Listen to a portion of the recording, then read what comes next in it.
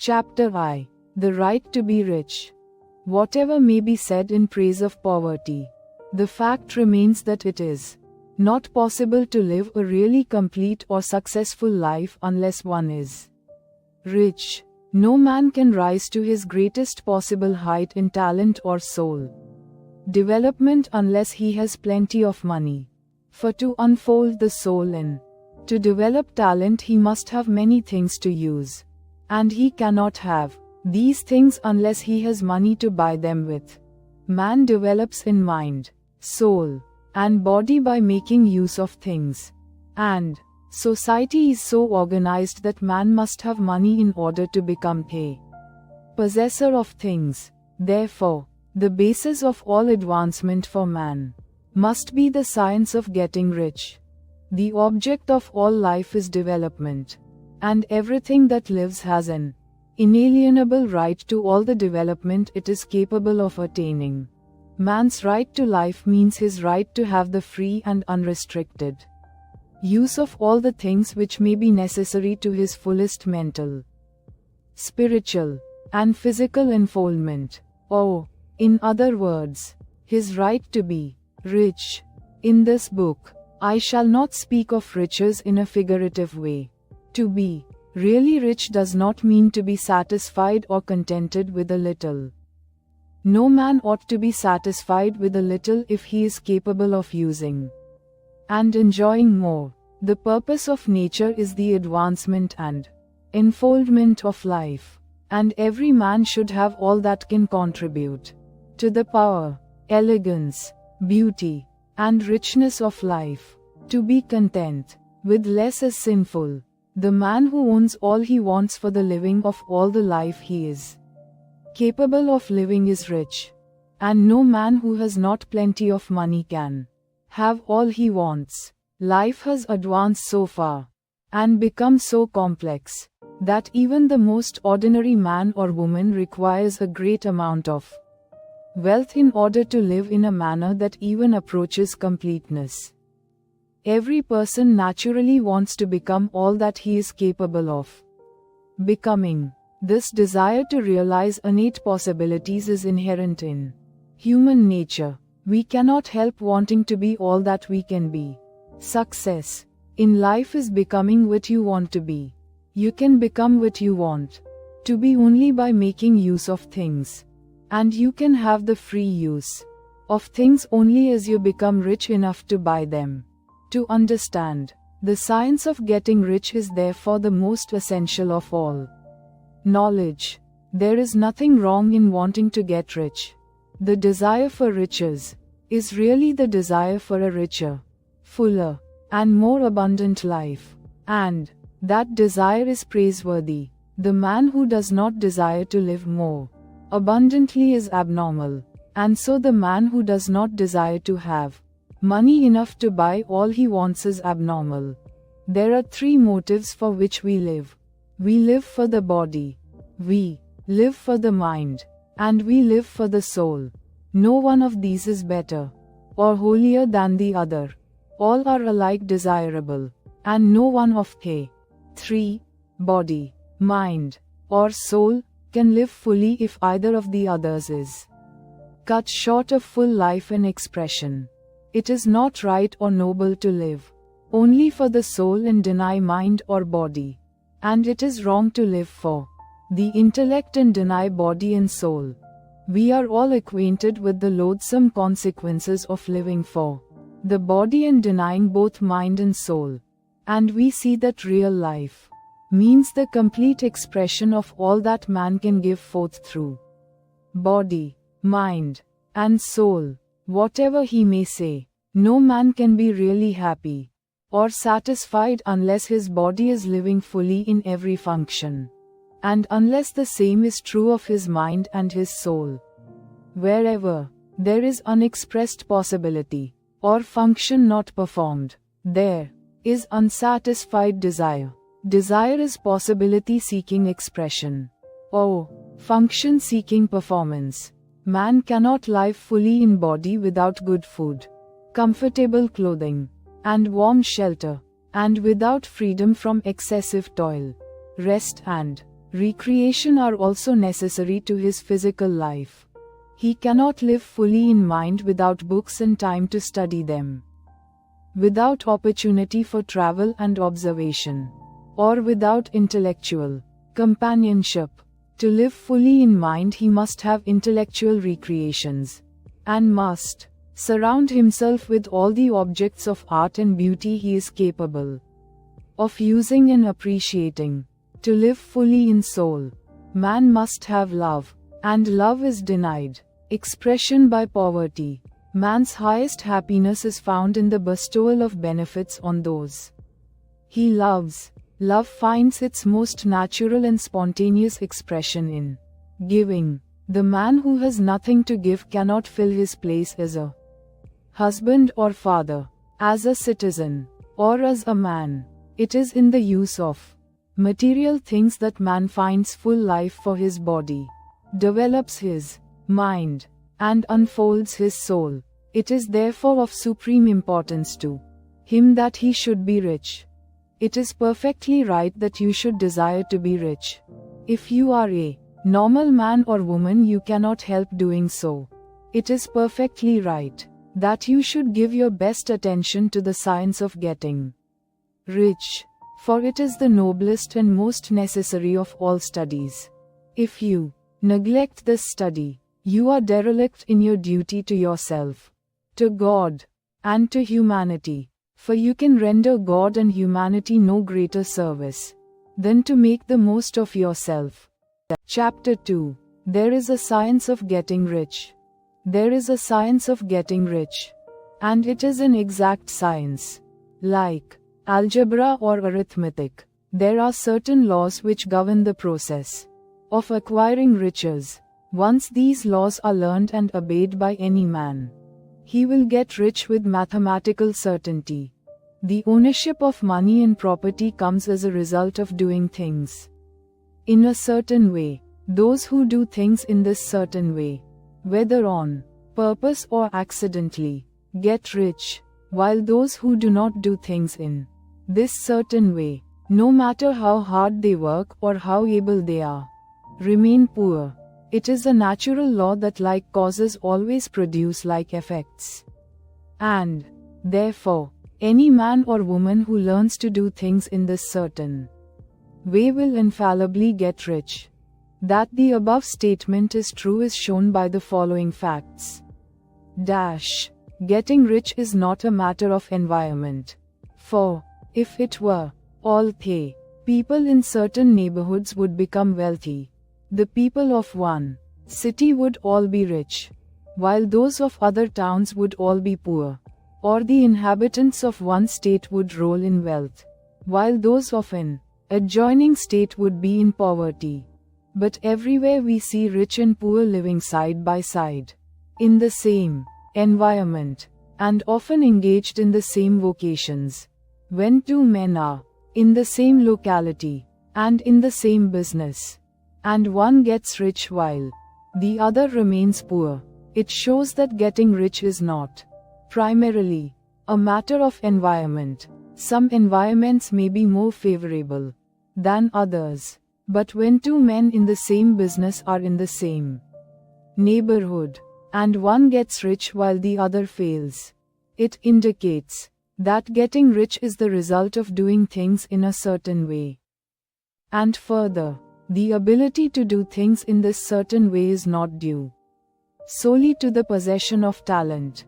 For many people who have great talent remain poor, while others who have very little talent get rich.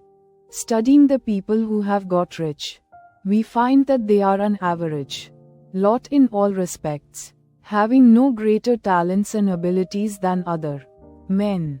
It is evident that they do not get rich because they possess talents and abilities that other men have not, but because they happen to do things in a certain way. Getting rich is not the result of saving or thrift. Many very penurious people are poor, while free spenders often get rich. Nor is getting rich due to doing things which others fail to do. For two men in the same business often do almost exactly the same things. and one gets rich while the other remains poor or becomes a bankrupt. From all these things, we must come to the conclusion that getting rich is the result of doing things in a certain way. If getting rich is the result of doing things in a certain way, and if like causes always produce like effects, then any man or woman who can do things in that way can become rich, and the whole matter is brought within the domain of exact science. The question arises here, whether this certain way may not be so difficult that only a few may follow it. This cannot be true, as we have seen. So far as natural ability is concerned, talented people get rich, and blockheads get rich. Intellectually brilliant people get rich, and very stupid people get rich. Physically strong people get rich, and weak and sickly people get rich. Some degree of ability to think and understand is, of course, essential, but in so far as natural ability is concerned, any man or woman who has sense enough to read and understand these words can certainly get rich. Also, we have seen that it is not a matter of environment. Location counts for something. One would not go to the heart of the Sahara and expect to do successful business. Getting rich involves the necessity of dealing with men, and of being where there are people to deal with. And if these people are inclined to deal in the way you want to deal, so much the better. But that is about as far as environment goes. If anybody else in your town can get rich, so can you. And if anybody else in your state can get rich, so can you. Again, it is not a matter of choosing some particular business or profession. People get rich in every business and in every profession, while their next door neighbors in the same vocation remain in poverty. It is true that you will do best in a business which you like, and which is congenial to you. And if you have certain talents which are well developed, you will do best in a business which calls for the exercise of those talents. Also, you will do best in a business which is suited to your locality. An ice cream parlor would do better in a warm climate than in Greenland, and a salmon fishery will succeed better in the Northwest than in Florida, where there are no salmon. But aside from these general limitations, getting rich is not dependent upon your engaging in some particular business, but upon your learning to do things in a certain way. If you are now in business, and anybody else in your locality is getting rich in the same business, while you are not getting rich, it is because you are not doing things in the same way that the other person is doing them. No one is prevented from getting rich by lack of capital. True, as you get capital, the increase becomes more easy and rapid. But one who has capital is already rich, and does not need to consider how to become so. No matter how poor you may be, if you begin to do things in a certain way, you will begin to get rich, and you will begin to have capital. The getting of capital is a part of the process of getting rich, and it is a part of the result which invariably follows the doing of things in the certain way. You may be the poorest man on the continent, and be deeply in debt. You may have neither friends, influence, nor resources, but if you begin to do things in this way, you must infallibly begin to get rich. For like causes must produce like effects. If you have no capital, you can get capital. If you are in the wrong business, you can get into the right business. If you are in the wrong location, you can go to the right location. And you can do so by beginning in your present business in your present location to do things in the certain way which causes success. Chapter 3. Is opportunity monopolized? No man is kept poor because opportunity has been taken away from him. Because other people have monopolized the wealth and have put a fence around it. You may be shut off from engaging in business in certain lines, but there are other channels open to you. Probably it would be hard for you to get control of any of the great railroad systems. That field is pretty well monopolized. But the electric railway business is still in its infancy and offers plenty of scope for enterprise. And it will be but a very few years until traffic and transportation through the air will become a great industry, and in all its branches will give employment to hundreds of thousands, and perhaps to millions of people. Why not turn your attention to the development of aerial transportation, instead of competing with J. Hill and others for a chance in the steam railway world? It is quite true that if you are a workman in the employ of the steel trust, you have very little chance of becoming the owner of the plant in which you work. But it is also true that if you will commence to act in a certain way, you can soon leave the employ of the steel trust. You can buy a farm of from 10 to 40 acres and engage in business as a producer of foodstuffs. There is great opportunity at this time for men who will live upon small tracts of land and cultivate the same intensively. Such men will certainly get rich. You may say that it is impossible for you to get the land, but I am going to prove to you that it is not impossible, and that you can certainly get a farm if you will go to work in a certain way. At different periods, the tide of opportunity sets in different directions, according to the needs of the whole and the particular stage of social evolution which has been reached. At present, in America, it is setting toward agriculture and the allied industries and professions. Today, opportunity is open before the farmer in his line more than before the factory worker in his line. It is open before the businessman who supplies the farmer more than before the one who supplies the factory worker, and before the professional man who waits upon the farmer more than before the one who serves the working class. There is abundance of opportunity for the man who will go with the tide, instead of trying to swim against it. So the factory workers, either as individuals or as a class, are not deprived of opportunity. The workers are not being kept down by their masters. They are not being ground by the trusts and combinations of capital. As a class, they are where they are because they do not do things in a certain way. If the workers of America chose to do so, they could follow the example of their brothers in Belgium and other countries, and establish great department stores and cooperative industries. They could elect men of their own class to office and pass laws favoring the development of such cooperative industries. And in a few years they could take peaceable possession of the industrial field. The working class may become the master class whenever they will begin to do things in a certain way. The law of wealth is the same for them as it is for all others.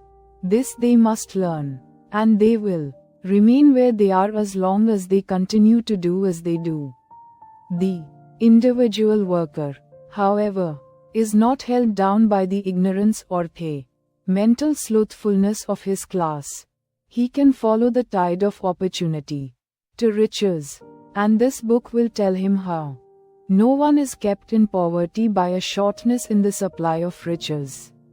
There is more than enough for all. A palace as large as the Capitol at Washington might be built for every family on earth from the building material in the United States alone. And under intensive cultivation, this country would produce wool, cotton, linen, and silk enough to clothe each person in the world finer than Solomon was arrayed in all his glory. together with food enough to feed them all luxuriously. The visible supply is practically inexhaustible, and the invisible supply really is inexhaustible. Everything you see on earth is made from one original substance, out of which all things proceed. New forms are constantly being made, and older ones are dissolving. But all are shapes assumed by one thing. There is no limit to the supply of formless stuff, or original substance. The universe is made out of it. But it was not all used. In making the universe, the spaces in, through, and between the forms of the visible universe are permeated and filled with the original substance, with the formless stuff, with the raw material of all things. 10,000 times as much as has been made might still be made, and even then we should not have exhausted the supply of universal raw material. No man, therefore, is poor because nature is poor, or because there is not enough to go around. Nature is an inexhaustible storehouse of riches. The supply will never run short.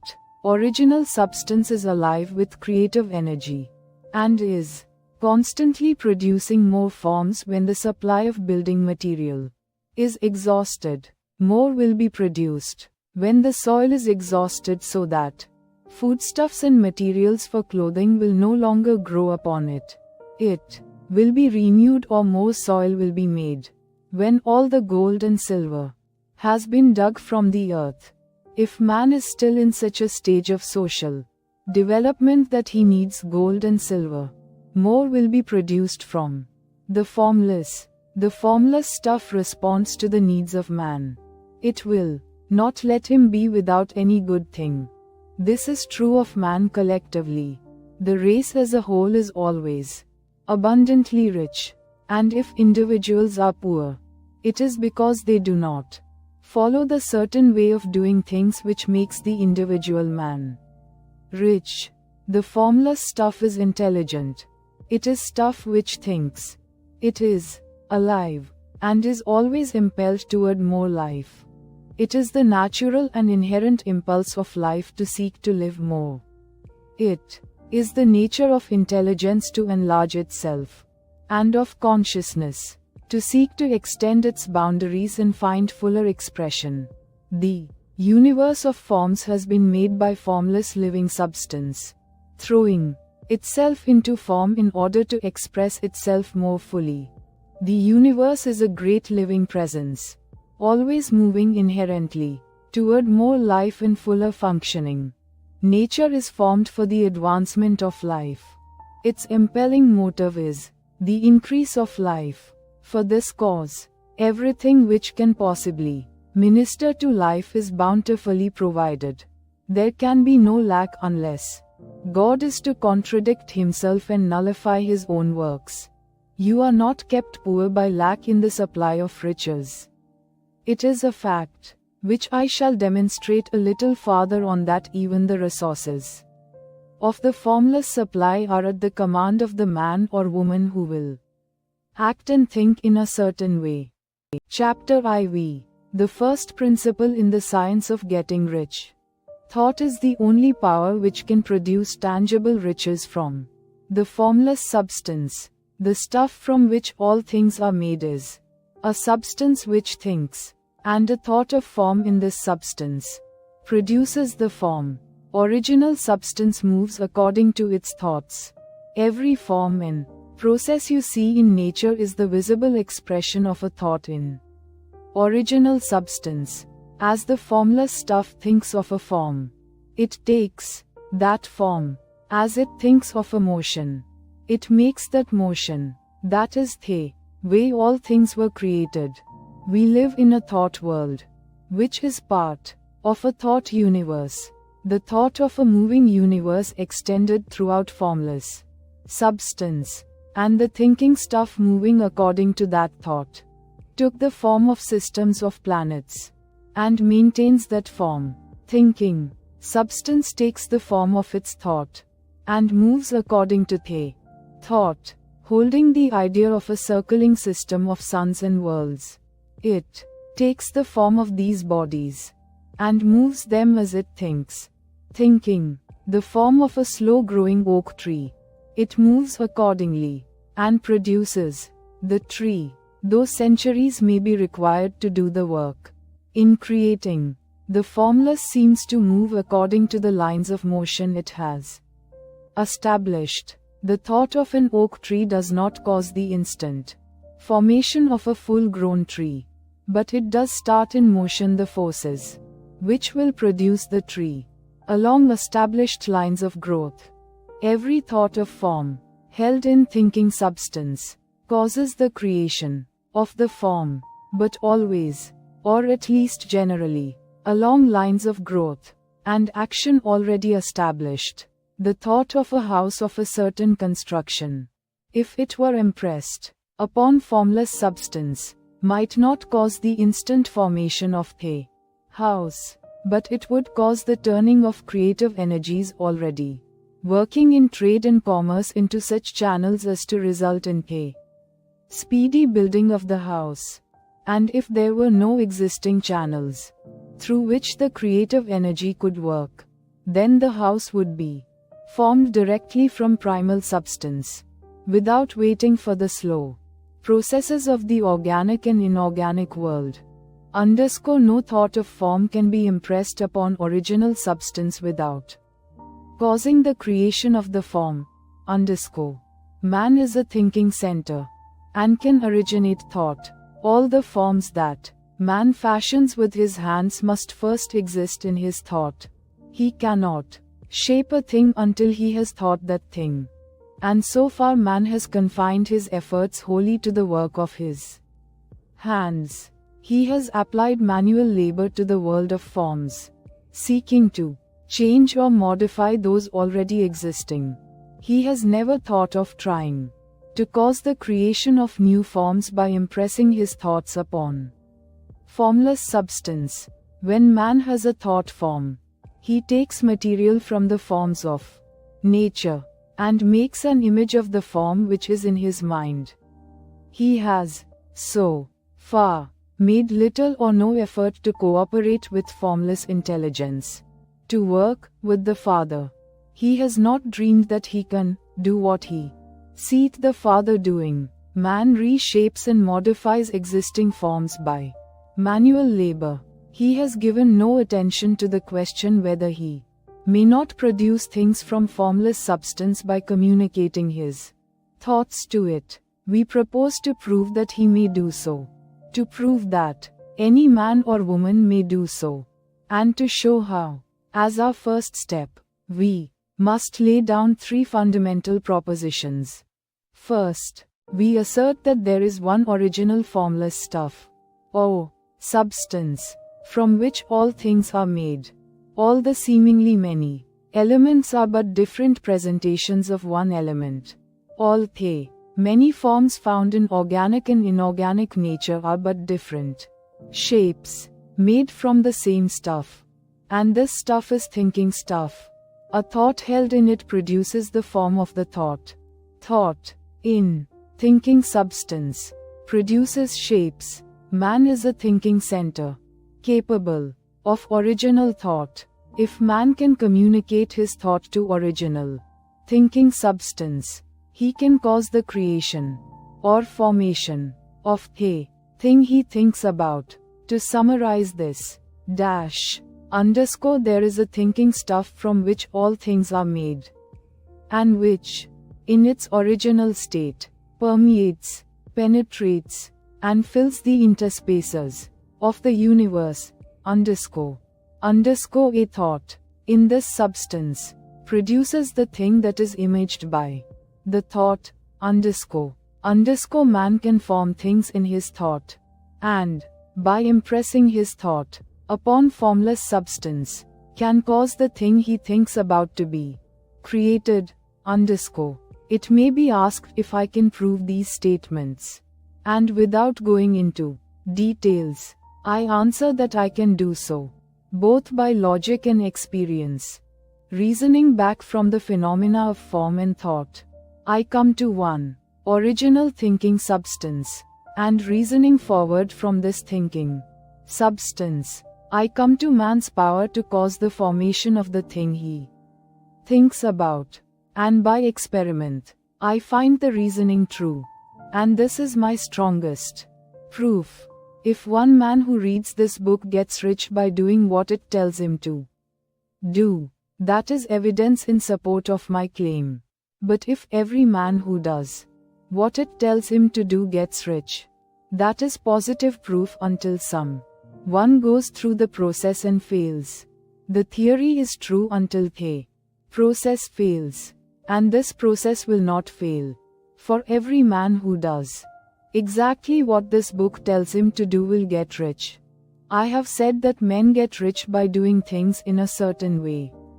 And in order to do so, men must become able to think in a certain way.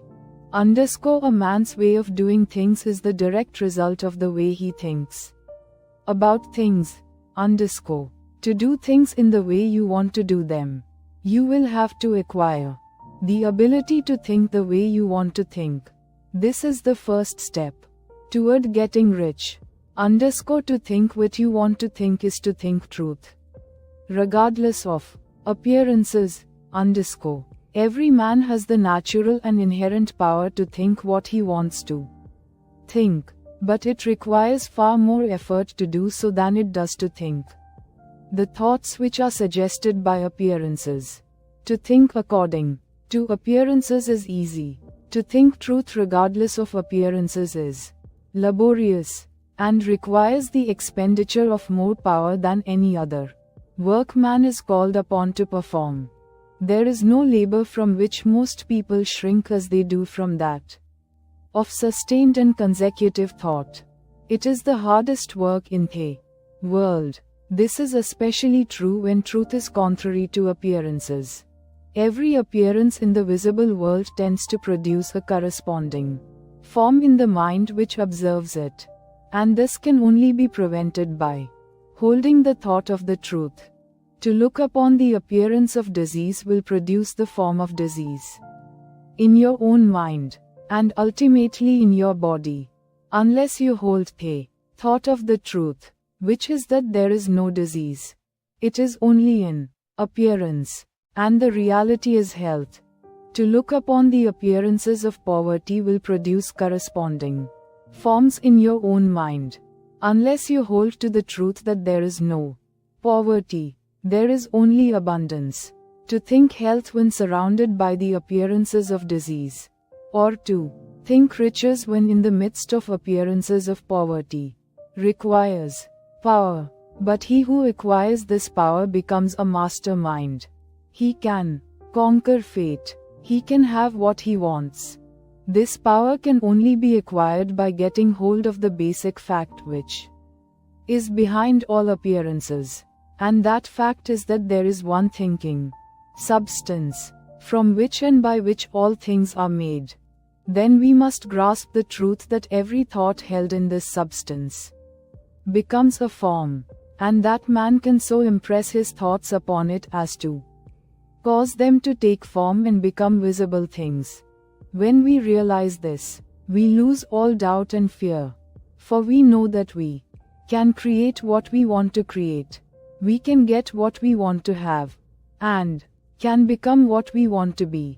As a first step toward getting rich, you must believe the three fundamental statements given previously in this chapter, and in order to emphasize them, I repeat them here. There is a thinking stuff from which all things are made, and which, in its original state, permeates, penetrates, and fills the interspaces of the universe. A thought, in this substance, produces the thing that is imaged by the thought. Man can form things in his thought, and, by impressing his thought upon formless substance, can cause the thing he thinks about to be created. You must lay aside all other concepts of the universe than this monistic one, and you must dwell upon this until it is fixed in your mind, and has become your habitual thought. Read these creed statements over and over again. Fix every word upon your memory, and meditate upon them until you firmly believe what they say. If a doubt comes to you, cast it aside as a sin. Do not listen to arguments against this idea. Do not go to churches or lectures where a contrary concept of things is taught or preached. Do not read magazines or books which teach a different idea. If you get mixed up in your faith, all your efforts will be in vain. Do not ask why these things are true, nor speculate as to how they can be true. Simply take them on trust. The science of getting rich begins with the absolute acceptance of this faith. CHAPTERV. Increasing life.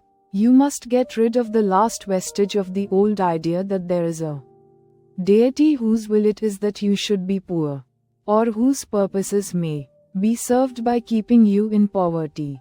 The intelligent substance which is all, and in all, and which lives in all and lives in you, is a consciously living substance. Being a consciously living substance, it must have the natural and inherent desire of every living intelligence for increase of life. Every living thing must continually seek for the enlargement of its life, because life, in the mere act of living, must increase itself. A seed dropped into the ground springs into activity, and in the act of living produces 100 more seeds.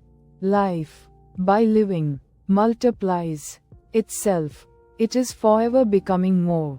It must do so, if it continues to be at all. Intelligence is under this same necessity for continuous increase. Every thought we think makes it necessary for us to think another thought. Consciousness is continually expanding.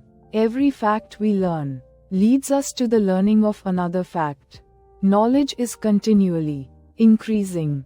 Every talent we cultivate brings to the mind the desire to cultivate another talent. We are subject to the urge of life, seeking expression, which ever drives us on to know more, to do more, and to be more.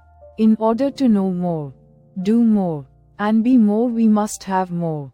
We must have things to use, for we learn, and do, and become, only by using things. We must get rich, so that we can live more.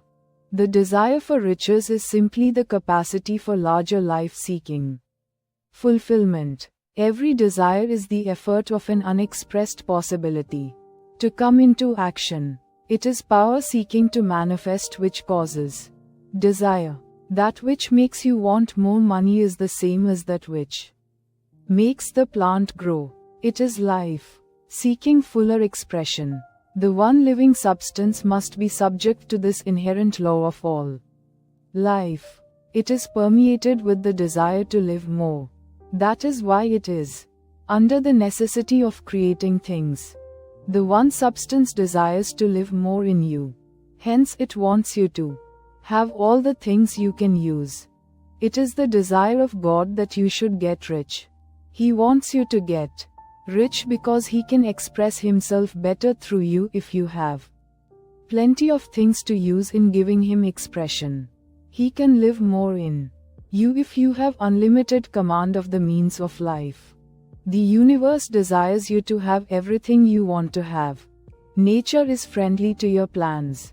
Everything is naturally for you. Make up your mind that this is true. It is essential, however, that your purpose should harmonize with the purpose that is in all. You must want real life, not mere pleasure or sensual gratification. Life is the performance of function, and the individual really lives only when he performs every function, physical, mental, and spiritual, of which he is capable, without excess in any.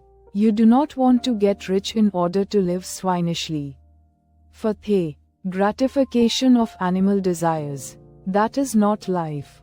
But the performance of every physical function is a part of life. And no one lives completely who denies the impulses of the body a normal and healthful expression. You do not want to get rich solely to enjoy mental pleasures, to get knowledge, to gratify ambition, to outshine others, to be famous. All these are a legitimate part of life. But the man who lives for the pleasures of the intellect alone will only have a partial life. And he will never be satisfied with his lot. You do not want to get rich solely for the good of others, to lose yourself for the salvation of mankind, to experience the joys of philanthropy and sacrifice. The joys of the soul are only a part of life, and they are no better or nobler than any other part. You want to get rich in order that you may eat, drink, and be merry when it is time to do these things, in order that you may surround yourself with beautiful things, see distant lands, feed your mind, and develop your intellect, in order that you may love men and do kind things, and be able to play a good part in helping the world to find truth. But remember that extreme altruism is no better and no nobler than extreme selfishness. Both are mistakes.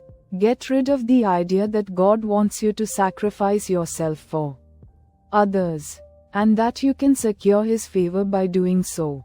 God requires nothing of the kind. What He wants is that you should make the most of yourself, for yourself, and for others. And you can help others more by making the most of yourself than in any other way. You can make the most of yourself only by getting rich. So it is right and praiseworthy that you should give your first and best thought to the work of acquiring wealth.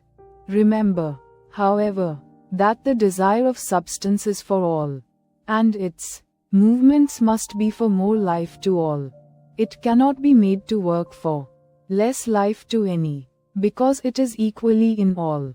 Seeking riches and life, intelligent substance will make things for you, but it will not take things away from someone else and give them to you.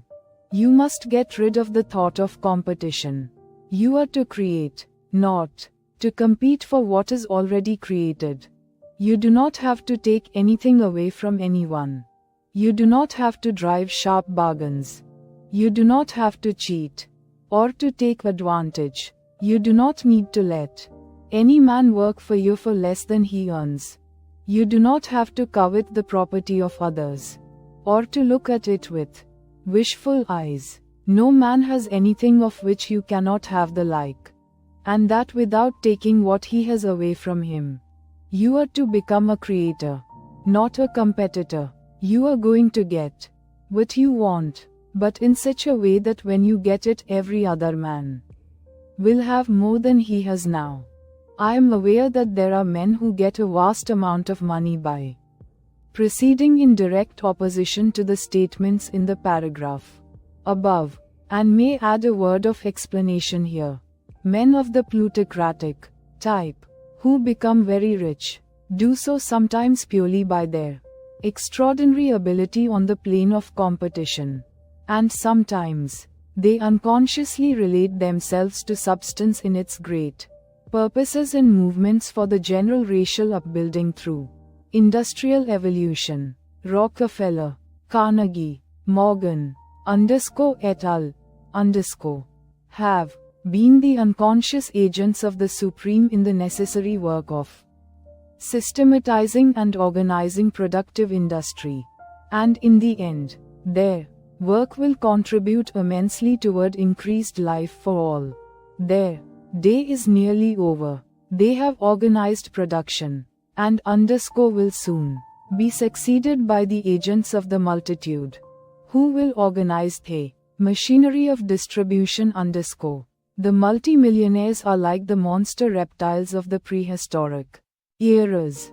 They play a necessary part in the evolutionary process, but the same power which produced them will dispose of them, and it is well to bear in mind that they have never been really rich. A record of the private lives of most of this class will show that they have really been the most abject and wretched of the poor. Riches secured on the competitive plane are never satisfactory and permanent. They are yours today and another's tomorrow. Remember, if you are to become rich in a scientific and certain way, you must rise entirely out of the competitive thought. You must never think for a moment that the supply is limited. Just as soon as you begin to think that all the money is being cornered and controlled by bankers and others, and that you must exert yourself to get laws passed to stop this process, and so on, in that moment you drop into the competitive mind, and your power to cause creation is gone for the time being. And, what is worse, you will probably arrest the creative movements you have already instituted. Know that there are countless millions of dollars worth of gold in the mountains of the earth, not yet brought to light.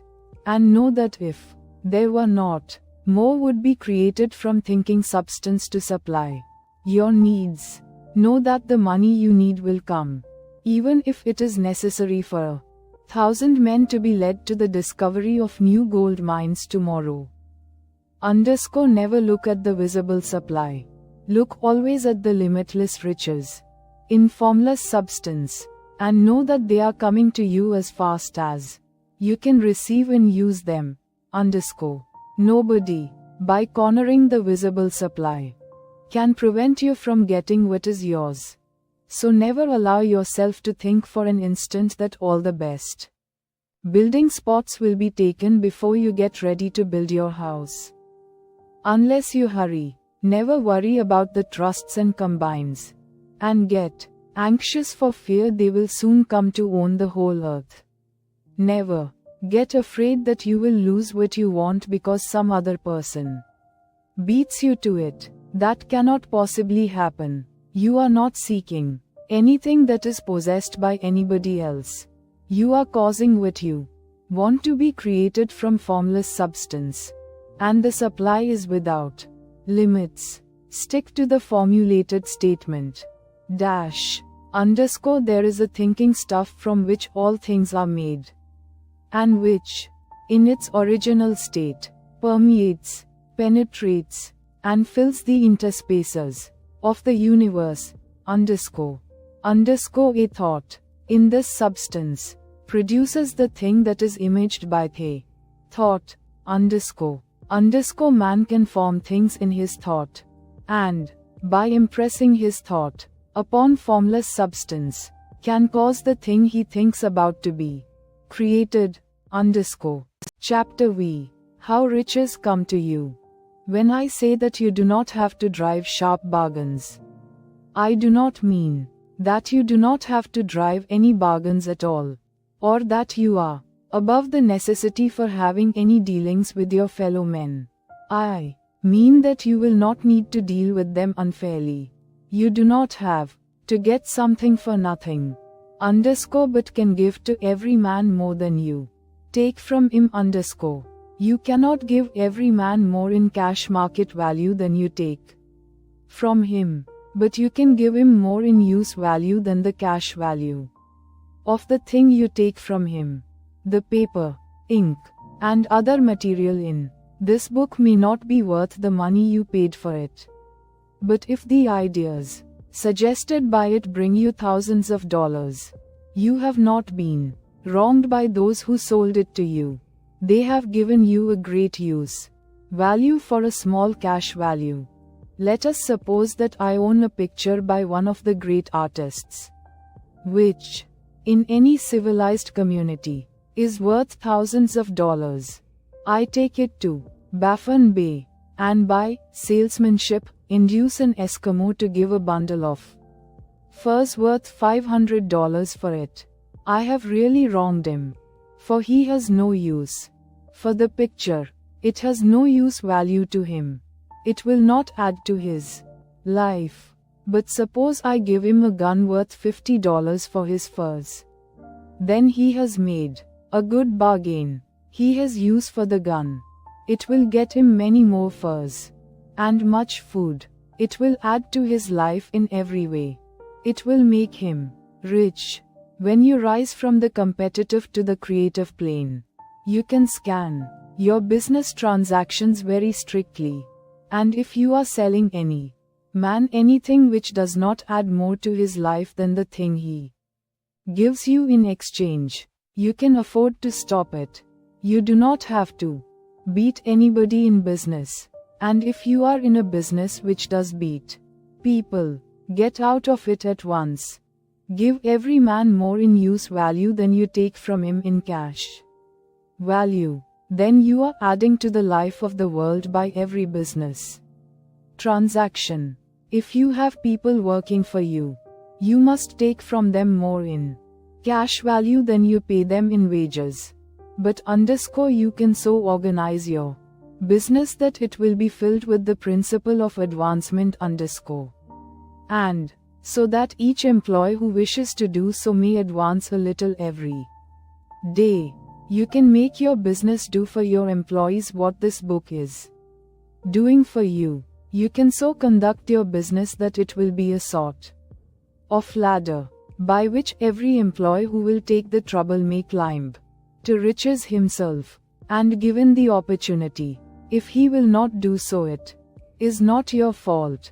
And finally, because you are to cause the creation of your riches from formless substance which permeates all your environment, it does not follow that they are to take shape from the atmosphere and come into being before your eyes.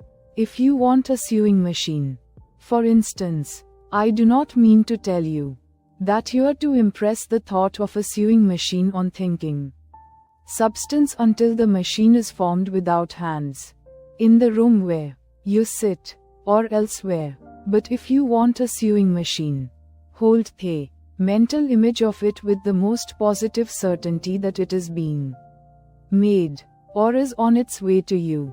After once forming the thought, have the most absolute and unquestioning faith that the sewing machine is coming. Never think of it, or speak of it, in any other way than as being sure to arrive. Claim it as already yours.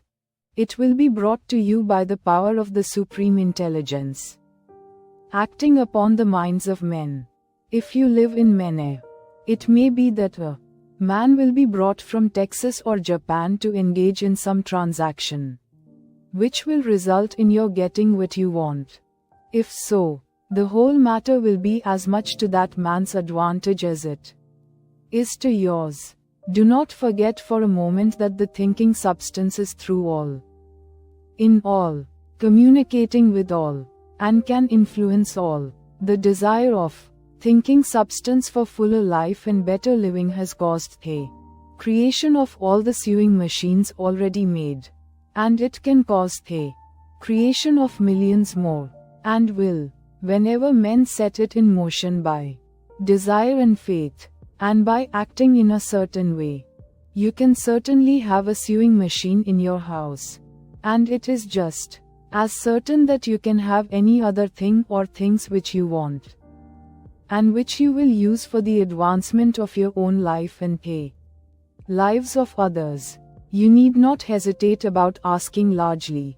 It is your Father's pleasure to give you the kingdom, said Jesus. Original substance wants to live all that is possible in you, and wants you to have all that you can or will use for the living of the most abundant life.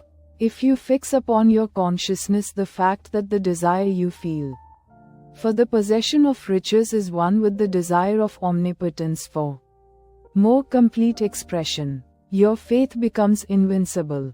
Once I saw a little boy sitting at a piano, and vainly trying to bring harmony out of the keys, and I saw that he was grieved and provoked by his inability to play real music.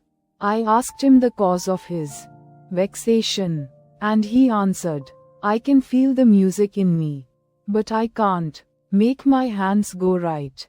The music in him was the urge of original substance. containing all the possibilities of all life.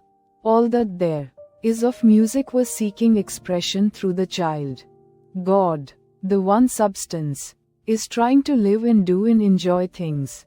Through humanity, He is saying, I want hands to build wonderful structures, to play divine harmonies, to paint glorious pictures. I want feet to run my errands, eyes to see my beauties, tongues to tell mighty truths and to sing marvelous songs, and so on.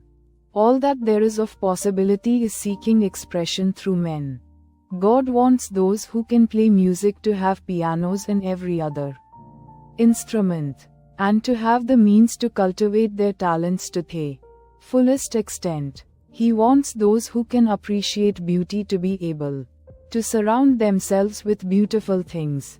He wants those who can discern truth to have every opportunity to travel and observe. He wants those who can appreciate dress to be beautifully clothed, and those who can appreciate good food to be luxuriously fed. He wants all these things because it is Himself that enjoys and appreciates them. It is God who wants to play, and sing, and enjoy beauty, and proclaim truth, and wear fine clothes, and eat good foods. It is God that worketh in you to will and to do, said Paul. The desire you feel for riches is the infinite, seeking to express Himself in you as He sought to find expression in the little boy at the piano. So you need not hesitate to ask largely. Your part is to focalize and express the desires of God. This is a difficult point with most people. They retain something of the old idea that poverty and self-sacrifice are pleasing to God. They look upon poverty as a part of the plan, a necessity of nature. They have the idea that God has finished His work and made all that He can make, and that the majority of men must stay poor because there is not enough to go around. They hold to so much of this erroneous thought that they feel ashamed to ask for wealth. They try not to want more than a very modest competence, just enough to make them fairly comfortable. I recall now the case of one student who was told that he must get in mind a clear picture of the things he desired, so that the creative thought of them might be impressed on formless substance. He was a very poor man, living in a rented house, and having only what he earned from day to day, and he could not grasp the fact that all wealth was his. So, after thinking the matter over, he decided that he might reasonably ask for a new rug for the floor of his best room, and an anthracite coal stove to heat the house during the cold weather. Following the instructions given in this book, he obtained these things in a few months, and then it dawned upon him that he had not asked enough. He went through the house in which he lived, and planned all the improvements he would like to make in it. He mentally added a bay window here and a room there, until it was complete in his mind as his ideal home, and then he planned its furnishings. Holding the whole picture in his mind, he began living in the certain way, and moving toward what he wanted. And he owns the house now, and is rebuilding it after the form of his mental image. And now, with still larger faith, he is going on to get greater things. It has been unto him according to his faith. And it is so with you and with all of us. Chapter 7. Gratitude. The illustrations given in the last chapter will have conveyed to the reader the fact that the first step toward getting rich is to convey the idea of your wants to the formless substance.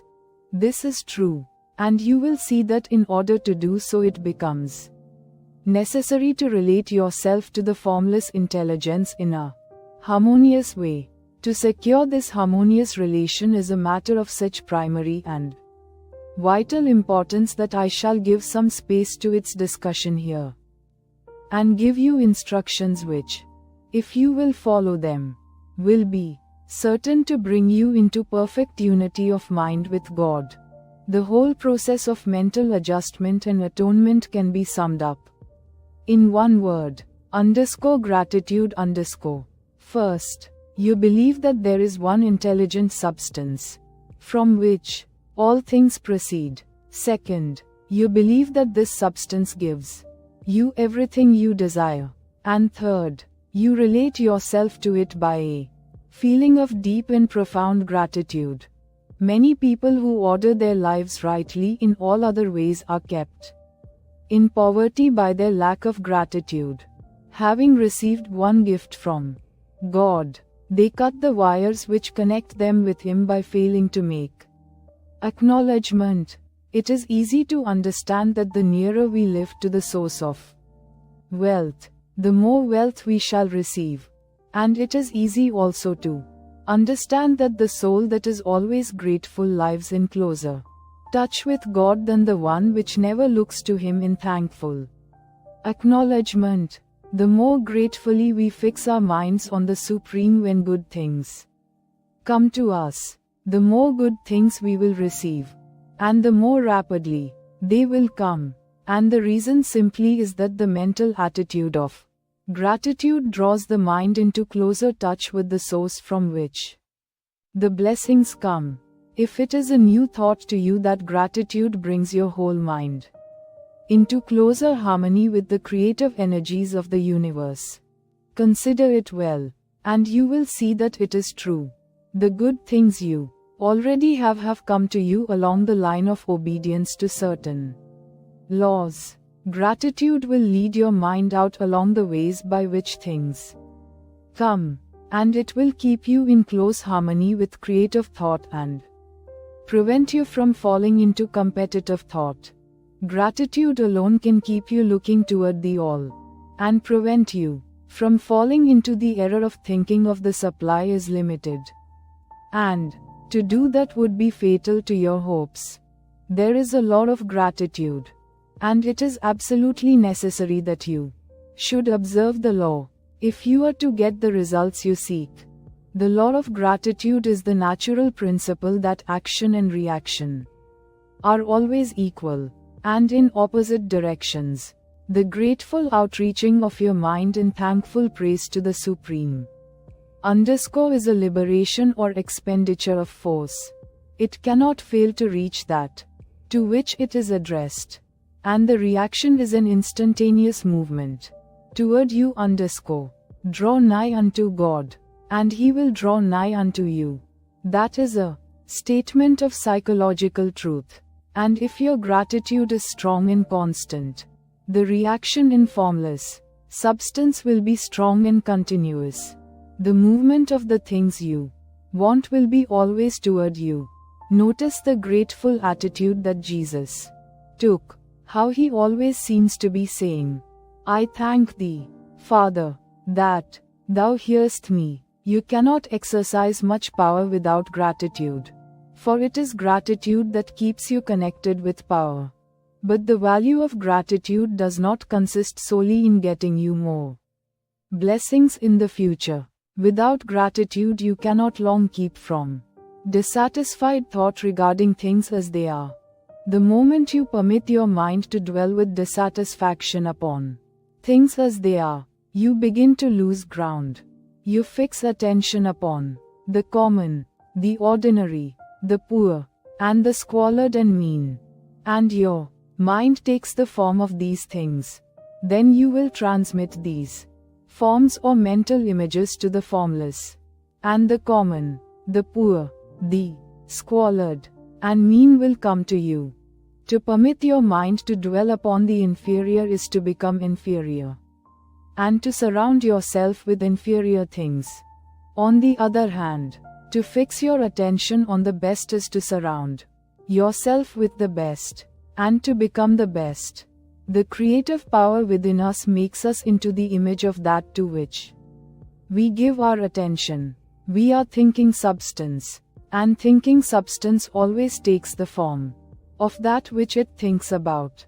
The grateful mind is constantly fixed upon the best. Therefore it tends to become the best. It takes the form or character of the best, and will receive the best. Also, faith is born of gratitude. The grateful mind continually expects good things, and expectation becomes faith. The reaction of gratitude upon one's own mind produces faith, and every outgoing wave of grateful thanksgiving increases faith.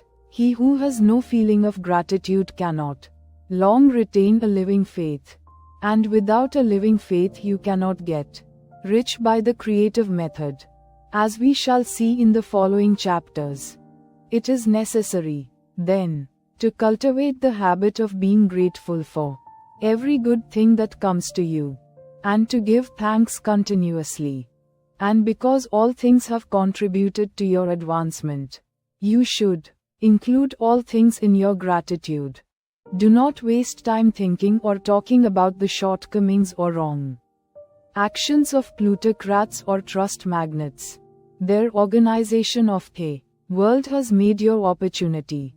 All you get really comes to you because of them. Do not rage against corrupt politicians. If it were not for politicians, we should fall into anarchy, and your opportunity would be greatly lessened. God has worked a long time and very patiently to bring us up to where we are in industry and government, and He is going right on with His work. There is not the least doubt that He will do away with plutocrats, trust magnates, captains of industry, and politicians as soon as they can be spared. But in the meantime, behold, they are all very good. Remember that they are all helping to arrange the lines of transmission along which your riches will come to you. And be grateful to them all. This will bring you into harmonious relations with the good in everything, and the good in everything will move toward you. Chapter 8. Thinking in the Certain Way. Turn back to chapter V, and read again the story of the man who formed a mental image of his house, and you will get a fair idea of the initial step toward getting rich. You must form a clear and definite mental picture of what you want. You cannot transmit an idea unless you have it yourself. You must have it before you can give it. And many people fail to impress thinking substance because they have themselves only a vague and misty concept of the things they want to do, to have, or to become. It is not enough that you should have a general desire for wealth, to do good with. Everybody has that desire. It is not enough that you should have a wish to travel, see things, live more, etc. Everybody has those desires also. If you were going to send a wireless message to a friend, you would not send the letters of the alphabet in their order and let him construct the message for himself, nor would you take words at random from the dictionary. You would send a coherent sentence, one which meant something. When you try to impress your wants upon substance, remember that it must be done by a coherent statement. You must know what you want and be definite. You can never get rich or start the creative power into action by sending out unformed longings and vague desires. Go over your desires just as the man I have described went over his house. See just what you want and get a clear mental picture of it as you wish it to look when you get it. That clear mental picture you must have continually in mind, as the sailor has in mind the port toward which he is sailing the ship. You must keep your face toward it all the time. You must no more lose sight of it than the steersman loses sight of the compass. It is not necessary to take exercises in concentration, nor to set apart special times for prayer and affirmation, nor to go into the silence, nor to do occult stunts of any kind. These things are well enough, but all you need is to know what you want, and to want it badly enough so that it will stay in your thoughts. Spend as much of your leisure time as you can in contemplating your picture. But no one needs to take exercises to concentrate his mind on a thing which he really wants. It is the things you do not really care about which require effort to fix your attention upon them. And unless you really want to get rich, so that the desire is strong enough to hold your thoughts directed to the purpose as the magnetic pole holds the needle of the compass, it will hardly be worthwhile for you to try to carry out the instructions given in this book. The methods herein set forth are for people whose desire for riches is strong enough to overcome mental laziness and the love of ease, and make them work. The more clear and definite you make your picture, then, and more you dwell upon it, bringing out all its delightful details, the stronger your desire will be. And the stronger your desire, the easier it will be to hold your mind fixed upon the picture of what you want. Something more is necessary, however, than merely to see the picture clearly. If that is all you do, you are only a dreamer, and will have little or no power for accomplishment.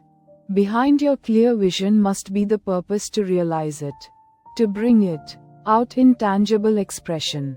And behind this purpose must be an invincible and unwavering faith that the thing is already yours, that it is at hand, and you have only to take possession of it. Live in the new house, mentally, until it takes form around you. Physically, in the mental realm, enter at once into full enjoyment of the things you want, whatsoever things ye ask for when ye pray. Believe that ye receive them, and ye shall have them, said Jesus. See the things you want as if they were actually around you all the time. See yourself as owning and using them. Make use of them in imagination just as you will use them when they are your tangible possessions. Dwell upon your mental picture until it is clear and distinct. And then take the mental attitude of ownership toward everything in that picture. Take possession of it, in mind, in the full faith that it is actually yours. Hold to this mental ownership. Do not waver for an instant in the faith that it is real. And remember what was said in a preceding chapter about gratitude. Be as thankful for it all the time as you expect to be when it has taken form. The man who can sincerely thank God for the things which as yet he owns only in imagination, has real faith, he will get rich, he will cause the creation of whatsoever he wants. You do not need to pray repeatedly for the things you want. It is not necessary to tell God about it every day. Use not vain repetitions as the heathen do, said Jesus to his pupils. For your Father knoweth that ye have need of these things before ye ask him. Your part is to intelligently formulate your desire for the things which make for a larger life, and to get these desires arranged into a coherent whole, and then to impress this whole desire upon the formless substance, which has the power and the will to bring you what you want. You do not make this impression by repeating strings of words. You make it by holding the vision with unshakable purpose to attain it, and with steadfast faith that you do attain it. The answer to prayer is not according to your faith while you are talking, but according to your faith while you are working. You cannot impress the mind of God by having a special Sabbath day set apart to tell him what you want, and then forgetting him during the rest of the week. You cannot impress him by having special hours to go into your closet and pray. If you then dismiss the matter from your mind until the hour of prayer comes again, oral prayer is well enough, and has its effect, especially upon yourself, in clarifying your vision and strengthening your faith. But it is not your oral petitions which get you what you want. In order to get rich, you do not need a sweet hour of prayer. You need to pray. without ceasing. And by prayer I mean holding steadily to your vision, with the purpose to cause its creation into solid form. And the faith that you are doing so. Believe that ye receive them. The whole matter turns on receiving. Once you have clearly formed your vision, when you have formed it, it is well to make an oral statement, addressing the Supreme in reverent prayer.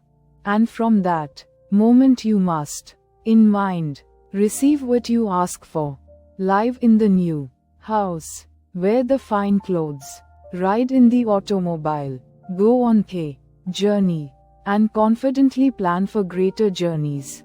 Think and speak of all the things you have asked for in terms of actual present ownership.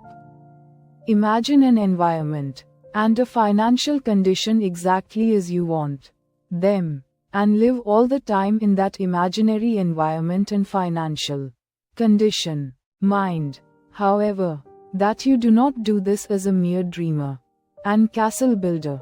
Hold to the faith that the imaginary is being realized, and to the purpose to realize it. Remember that it is faith and purpose in the use of the imagination which make the difference between the scientist and the dreamer. And having learned this fact, it is here that you must learn the proper use of the will. Chapter IX. How to use the will to set about getting rich in a scientific way. You do not try to apply your willpower to anything outside of yourself. You have no right to do so. Anyway, it is wrong to apply your will to other men and women in order to get them to do what you wish done. It is as flagrantly wrong to coerce people by mental power as it is to coerce them by physical power. If compelling people by physical force to do things for you reduces them to slavery, compelling them by mental means accomplishes exactly the same thing. The only difference is in methods. If taking things from people by physical force is robbery, then taking things by mental force is robbery also.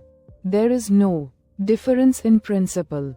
You have no right to use your willpower upon another person, even for his own good, for you do not know what is for his good.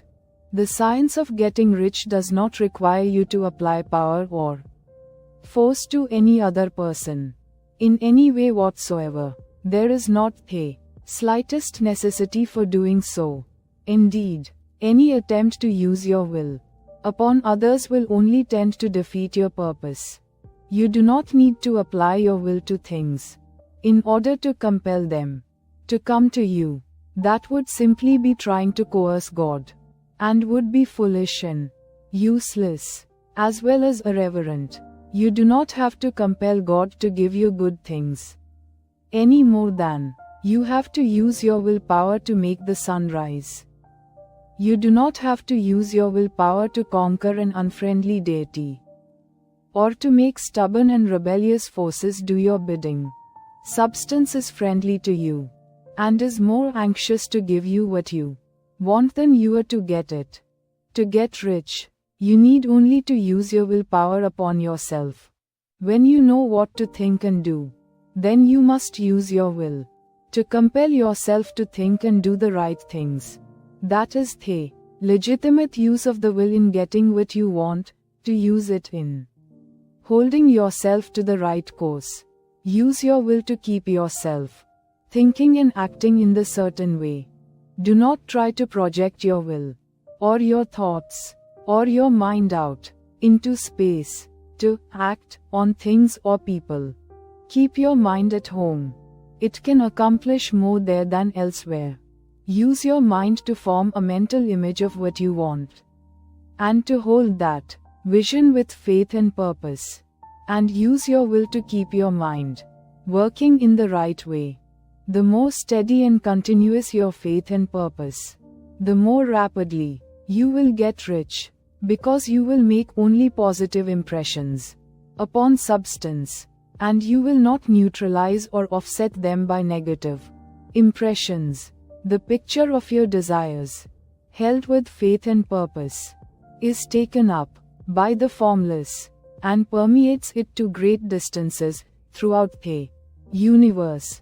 For all I know, as this impression spreads, all things are set moving toward its realization.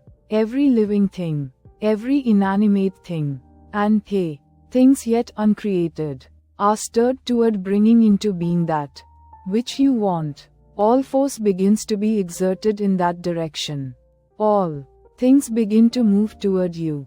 The minds of people, everywhere, are influenced toward doing the things necessary to the fulfilling of your desires. And they work for you, unconsciously. But you can check all this by starting a negative impression in a formless substance. Doubt or unbelief is as certain to start a movement away from you as faith and purpose are to start one toward you. It is by not understanding this that most people who try to make use of mental science in getting rich make their failure. Every hour and moment you spend in giving heed to doubts and fears, every hour you spend in worry, every hour in which your soul is possessed by unbelief, sets a current away from you in the whole domain of intelligent substance. All the promises are unto them that believe, and unto them only. Notice how insistent Jesus was upon this point of belief. And now, you know the reason why. Since belief is all important, it behooves you to guard your thoughts. And as your beliefs will be shaped to a very great extent by the things you observe and think about, it is important that you should command your attention. And here the will comes into use. For it is by your will that you determine upon what things your attention shall be fixed. If you want to become rich, you must not make a study of poverty. Things are not brought into being by thinking about their opposites. Health is never to be attained by studying disease and thinking about disease. Righteousness is not to be promoted by studying sin and thinking about sin. And no one ever got rich by studying poverty and thinking about poverty.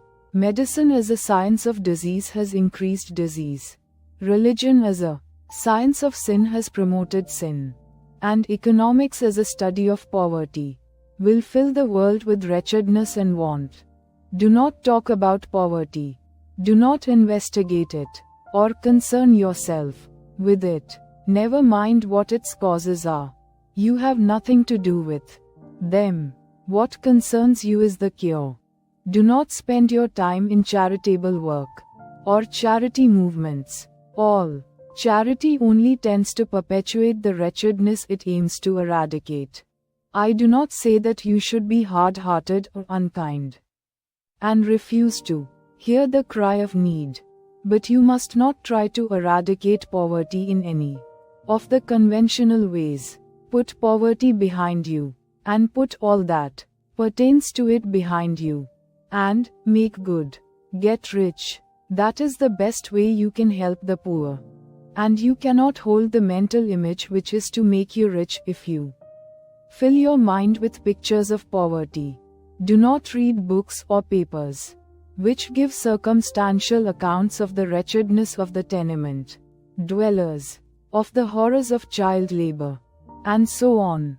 Do not read anything which fills your mind with gloomy images of want and suffering. You cannot help the poor in the least by knowing about these things. And the widespread knowledge of them does not tend at all to do away with poverty. What tends to do away with poverty is not the getting of pictures of poverty into your mind, but getting pictures of wealth into the minds of the poor. You are not deserting the poor in their misery when you refuse to allow your mind to be filled with pictures of that misery. Poverty can be done away with, not by increasing the number of well-to-do people who think about poverty, but by increasing the number of poor people who propose with faith to get rich. The poor do not need charity. They need inspiration. Charity only sends them a loaf of bread to keep them alive in their wretchedness, or gives them in entertainment to make them forget for an hour or two. But inspiration will cause them to rise out of their misery. If you want to help the poor, demonstrate to them that they can become rich. Prove it by getting rich yourself. The only way in which poverty will ever be banished from this world is by getting a large and constantly increasing number of people to practice the teachings of this book. People must be taught to become rich by creation, not by competition. Every man who becomes rich by competition throws down behind him a ladder by which he rises and keeps others down. But every man who gets rich by creation opens a way for thousands to follow him and inspires them to do so. You are not showing hardness of heart or an unfeeling disposition when you refuse to pity poverty, see poverty, read about poverty, or think, or talk about it, or to listen to those who do talk about it. Use your willpower to keep your mind off the subject of poverty, and to keep it fixed with faith and purpose on the vision of what you want. Chapter X. Further use of the will. You cannot retain a true and clear vision of wealth if you are constantly turning your attention to opposing pictures, whether they be external or imaginary. Do not tell of your past troubles of a financial nature. If you have had them, do not think of them at all. Do not tell of the poverty of your parents, or the hardships of your early life. To do any of these things is to mentally class yourself with the poor for the time being. And it will certainly check the movement of things in your direction. Let the dead bury their dead, as Jesus said. Put poverty and all things that pertain to poverty completely behind you. You have accepted a certain theory of the universe as being correct, and are resting all your hopes of happiness on its being correct. And what can you gain by giving heed to conflicting theories? Do not read religious books which tell you that the world is soon coming to an end, and do not read the writings of muckrakers and pessimistic philosophers who tell you that it is going to the devil. The world is not going to the devil. It is going to God. It is a wonderful becoming. True, there may be a good many things in existing conditions which are disagreeable, but what is the use of studying them when they are certainly passing away, and when the study of them only tends to check their passing and keep them with us? Why give time and attention to things which are being removed by evolutionary growth, when you can hasten their removal only by promoting the evolutionary growth as far as your part of it goes? No matter how horrible in seeming may be the conditions in certain countries, sections, or places, you waste your time and destroy your own chances by considering them. You should interest yourself in the world's becoming rich. Think of the riches the world is coming into, instead of the poverty it is growing out of, and bear in mind that the only way in which you can assist the world in growing rich is by growing rich yourself through the creative method, not the competitive one. Give your attention wholly to riches. Ignore poverty. Whenever you think or speak of those who are poor, think and speak of them as those who are becoming rich, as those who are to be congratulated rather than pitied. Then they and others will catch the inspiration and begin to search for the way out. Because I say that you are to give your whole time and mind and thought to riches, it does not follow that you are to be sordid or mean. To become really rich is the noblest aim you can have in life, for it includes everything else. On the competitive plane, the struggle to get rich is a godless scramble for power over other men. But when we come into the creative mind, all this is changed. All that is possible in the way of greatness and soul enfoldment, of service and lofty endeavor, comes by way of getting rich. All is made possible by the use of things. If you lack for physical health, you will find that the attainment of it is conditional on your getting rich. Only those who are emancipated from financial worry, and who have the means to live a carefree existence and follow hygienic practices, can have and retain health. Moral and spiritual greatness is possible only to those who are above the competitive battle for existence, and only those who are becoming rich on the plane of creative thought are free from the degrading influences of competition. If your heart is set on domestic happiness, remember that love flourishes best where there is refinement, a high level of thought, and freedom from corrupting influences. And these are to be found only where riches are attained by the exercise of creative thought. Without strife or rivalry, you can aim at nothing so great or noble, I repeat, as to become rich. And you must fix your attention upon your mental picture of riches, to the exclusion of all that may tend to dim or obscure the vision. You must learn to see the underlying truth in all things. You must see, beneath all seemingly wrong conditions, the great one life ever moving forward toward fuller expression and more complete happiness. It is the truth that there is no such thing as poverty, that there is only wealth. Some people remain in poverty because they are ignorant of the fact that there is wealth for them, and these can best be taught by showing them the way to affluence in your own person and practice. Others are poor because, while they feel that there is a way out, they are too intellectually indolent to put forth the mental effort necessary to find that way and travel it. And for these the very best thing you can do is to arouse their desire by showing them the happiness that comes from being rightly rich. Others still are poor because, while they have some notion of science, they have become so swamped and lost in the maze of metaphysical and occult theories that they do not know which road to take. They try a mixture of many systems and fail in all. For these, again, the very best thing to do is to show the right way in your own person and practice. An ounce of doing things is worth a pound of theorizing. The very best thing you can do for the whole world is to make the most of yourself. You can serve God and man in no more effective way than by getting rich. That is, if you get rich by the creative method, and not by the competitive one. Another thing, we assert that this book gives in detail the principles of the science of getting rich. And if that is true, you do not need to read any other book upon the subject. This may sound narrow and egotistical, but consider, there is no more scientific method of computation in mathematics than by addition, subtraction, multiplication, and division. No other method is possible. There can be but one shortest distance between 2 points. There is only one way to think scientifically, and that is to think in the way that leads by the most direct and simple route to the goal.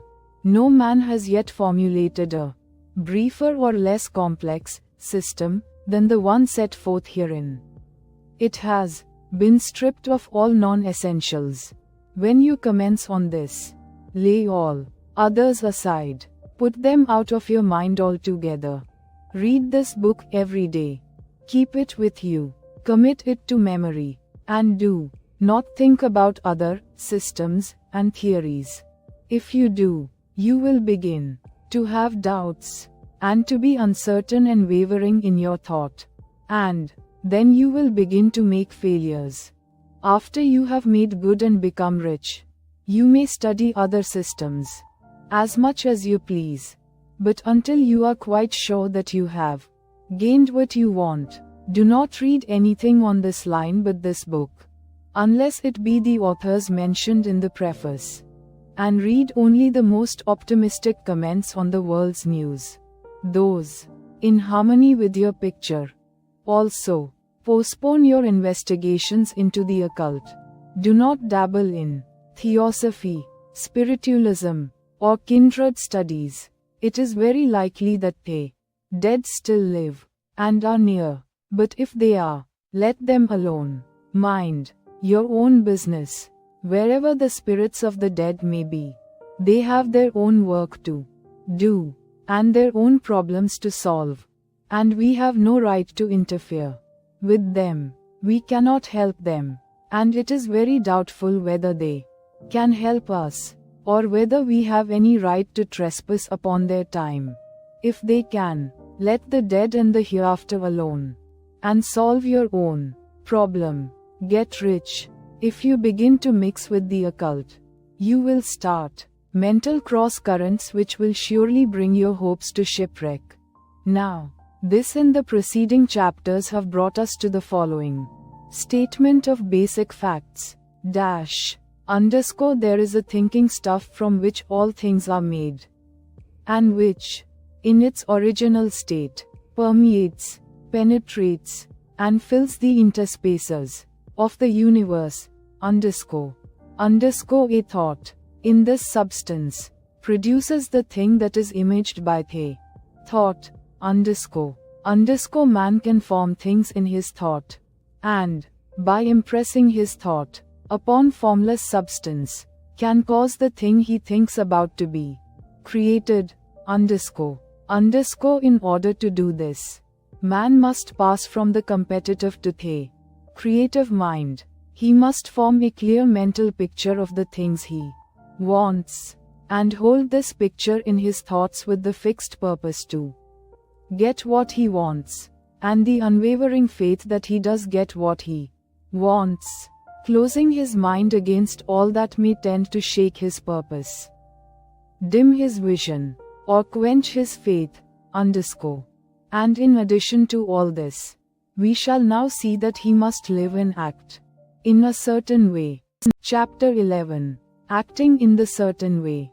Thought is the creative power, or the impelling force which causes the creative power to act. Thinking in a certain way will bring riches to you, but you must not rely upon thought alone. Paying no attention to personal action, that is the rock upon which many otherwise scientific, metaphysical thinkers meet shipwreck, the failure to connect thought with personal action. We have not yet reached the stage of development, even supposing such a stage to be possible, in which man can create directly from formless substance without nature's processes or the work of human hands.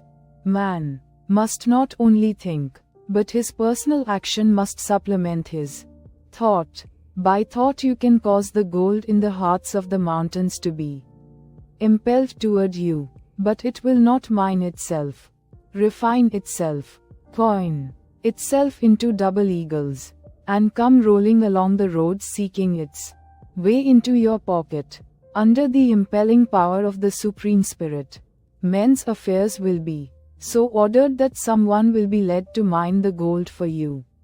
Other men's business transactions will be so directed that the gold will be brought toward you, and you must so arrange your own business affairs that you may be able to receive it when it comes to you. Your thought makes all things, animate and inanimate, work to bring you what you want, but your personal activity must be such that you can rightly receive what you want when it reaches you.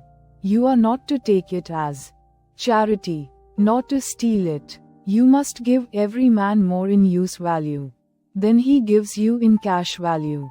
The scientific use of thought consists in forming a clear and distinct mental image of what you want, in holding fast to the purpose to get what you want, and in realizing with grateful faith that you get what you want. Do not try to project your thought in any mysterious or occult way, with the idea of having it go out and do things for you. That is wasted effort, and will weaken your power to think with sanity. The action of thought in getting rich is fully explained in the preceding chapters. Your faith and purpose positively impress your vision upon formless substance, which has the same desire for more life that you have, and this vision, received from you, sets all the creative forces at work in and through their regular channels of action, but directed toward you. It is not your part to guide or supervise the creative process. All you have to do with that is to retain your vision, stick to your purpose, and maintain your faith and gratitude. But you must act in a certain way, so that you can appropriate what is yours when it comes to you, so that you can meet the things you have in your picture, and put them in their proper places as they arrive. You can readily see the truth of this. When things reach you, they will be in the hands of other men, who will ask an equivalent for them. And you can only get what is yours by giving the other man what is his. Your pocketbook is not going to be transformed into a fortunatus's purse, which shall be always full of money without effort on your part. This is the crucial point in the science of getting rich. Right here, where thought and personal action must be combined. There are very many people who, consciously or unconsciously, set the creative forces in action by the strength and persistence of their desires, but who remain poor because they do not provide for the reception of the thing they want when it comes. By thought, the thing you want is brought to you. By action you receive it. Whatever your action is to be, it is evident that you must act now. You cannot act in the past, and it is essential to the clearness of your mental vision that you dismiss the past from your mind. You cannot act in the future, for the future is not here yet, and you cannot tell how you will want to act in any future contingency until that contingency has arrived. Because you are not in the right business or the right environment now. Do not think that you must postpone action until you get into the right business or environment, and do not spend time in the present, taking thought as to the best course in possible future emergencies. Have faith in your ability to meet any emergency when it arrives. If you act in the present with your mind on the future, your present action will be with a divided mind, and will not be effective. Put your whole mind into present action. Do not give your creative impulse to original substance, and then sit down and wait for results. If you do, you will never get them. Act now. There is never any time but now, and there never will be any time but now. If you are ever to begin to make ready for the reception of what you want, you must begin now, and your action, whatever it is, must most likely be in your present business or employment, and must be upon the persons and things in your present environment. You cannot act where you are not. You cannot act where you have been, and you cannot act where you are going to be. You can act only where you are. Do not bother as to whether yesterday's work was well done or ill done. Do today's work well. Do not try to do tomorrow's work now. There will be plenty of time to do that when you get to it.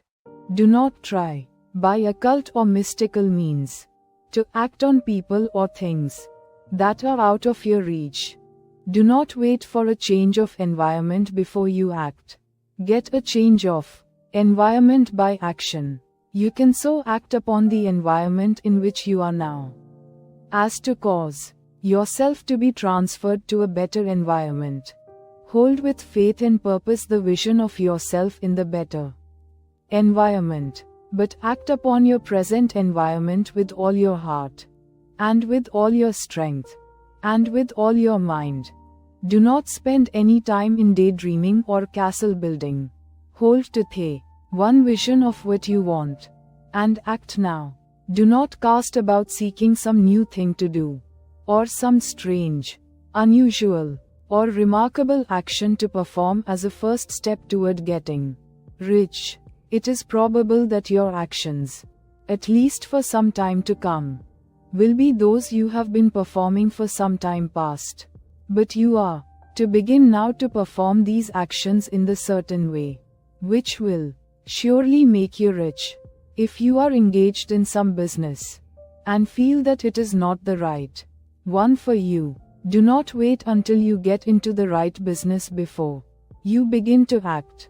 Do not feel discouraged or sit down and lament because you are misplaced. No man was ever so misplaced but that he could find a right place, and no man ever became so involved in the wrong business but that he could get into the right business.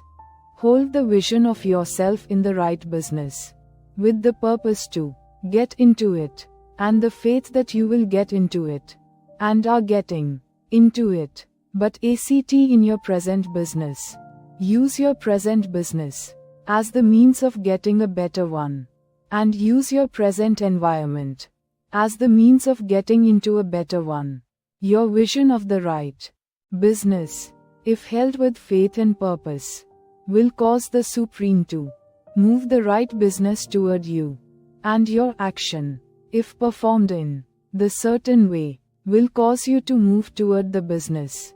If you are an employee or wage earner and feel that you must change places in order to get what you want, do not project your thought into space and rely upon it to get you another job. It will probably fail to do so. Hold the vision of yourself in the job you want, while you ACT with faith and purpose on the job you have, and you will certainly get a job you want. Your vision and faith will set the creative force in motion to bring it toward you, and your action will cause the forces in your own environment to move you toward the place you want. In closing this chapter, we will add another statement to our syllabus. There is a thinking stuff from which all things are made, and which, in its original state, permeates, penetrates, and fills the interspaces of the universe. A thought, in this substance, produces the thing that is imaged by the thought. Man can form things in his thought, and, by impressing his thoughts upon formless substance, can cause the thing he thinks about to be created. In order to do this, man must pass from the competitive to the creative mind. He must form a clear mental picture of the things he wants, and hold this picture in his thoughts with the fixed purpose to get what he wants, and the unwavering faith that he does get what he wants, closing his mind to all that may tend to shake his purpose, dim his vision, or quench his faith. That he may receive what he wants when it comes. Man must act now upon the people and things in his present environment. Chapter 12. Efficient action. You must use your thought as directed in previous chapters, and begin to do what you can do where you are. And you must do all that you can do where you are. You can advance only by being larger than your present place. And no man is larger than his present place who leaves undone any of the work pertaining to that place. The world is advanced only by those who more than fill their present places. If no man quite filled his present place, you can see that there must be a going backward in everything. Those who do not quite fill their present places are a dead weight upon society, government, commerce, and industry. They must be carried along by others at a great expense. The progress of the world is retarded only by those who do not fill the places they are holding. They belong to a former age and a lower stage, or plane of life, and their tendency is toward degeneration. No society could advance if every man was smaller than his place. Social evolution is guided by the law of physical and mental evolution. In the animal world, Evolution is caused by excess of life. When an organism has more life than can be expressed in the functions of its own plane, it develops the organs of a higher plane, and a new species is originated. There never would have been new species had there not been organisms which more than filled their places. The law is exactly the same for you. Your getting rich depends upon your applying this principle to your own affairs. Every day is either a successful day or a day of failure. And it is the successful days which get you what you want. If every day is a failure, you can never get rich. While if every day is a success, you cannot fail to get rich. If there is something that may be done today, and you do not do it, you have failed in so far as that thing is concerned. And hey, consequences may be more disastrous than you imagine. You cannot foresee the results of even the most trivial act. You do not know the workings of all the forces that have been set moving in your behalf. Much may be depending on your doing some simple act. It may be the very thing which is to open the door of opportunity to very great possibilities. You can never know all the combinations which supreme intelligence is making for you in the world of things and of human affairs. Your neglect or failure to do some small thing may cause a long delay in getting what you want. Do every day all that can be done that day. There is, however, a limitation or qualification of the above that you must take into account. You are not to overwork, nor to rush blindly into your business in the effort to do the greatest possible number of things in the shortest possible time. You are not to try to do tomorrow's work today, nor to do a week's work in a day. It is really not the number of things you do, but the efficiency of each separate action that counts. Every act is, in itself, either a success or a failure. Every act is, in itself, either effective or inefficient. Every inefficient act is a failure. And if you spend your life in doing inefficient acts, your whole life will be a failure. The more things you do, the worse for you. If all your acts are inefficient ones, on the other hand, every efficient act is a success in itself. And if every act of your life is an efficient one, your whole life must be a success. The cause of failure is doing too many things in an inefficient manner, and not doing enough things in an efficient manner. You will see that it is a self-evident proposition that if you do not do any inefficient acts, and if you do a sufficient number of efficient acts, you will become rich. If, now, it is possible for you to make each act an efficient one, you see again that the getting of riches is reduced to an exact science. Like mathematics, the matter turns, then, on the question whether you can make each separate act a success in itself. And this you can certainly do. You can make each act a success, because all power is working with you, and all power cannot fail. Power is at your service, and to make each act efficient you have only to put power into it. Every action is either strong or weak, and when every one is strong, you are acting in the certain way which will make you rich. Every act can be made strong and efficient by holding your vision while you are doing it, and putting the whole power of your faith and purpose into it. It is at this point that the people fail who separate mental power from personal action. They use the power of mind in one place and at one time, and they act in another place and at another time. So their acts are not successful in themselves. Too many of them are inefficient. But if all power goes into every act, no matter how commonplace, every act will be a success in itself. And as in the nature of things every Success opens the way to other successes. Your progress toward what you want, and the progress of what you want toward you, will become increasingly rapid. Remember that successful action is cumulative in its results. Since the desire for more life is inherent in all things, when a man begins to move toward larger life, more things attach themselves to him, and the influence of his desire is multiplied. Do, every day, all that you can do that day, and do each act in an efficient manner. In saying that, you must hold your vision while you are doing each act, however trivial or commonplace. I do not mean to say that it is necessary at all times to see the vision distinctly to its smallest details. It should be the work of your leisure hours to use your imagination on the details of your vision, and to contemplate them until they are firmly fixed upon your memory. If you wish speedy results, spend practically all your spare time in this practice.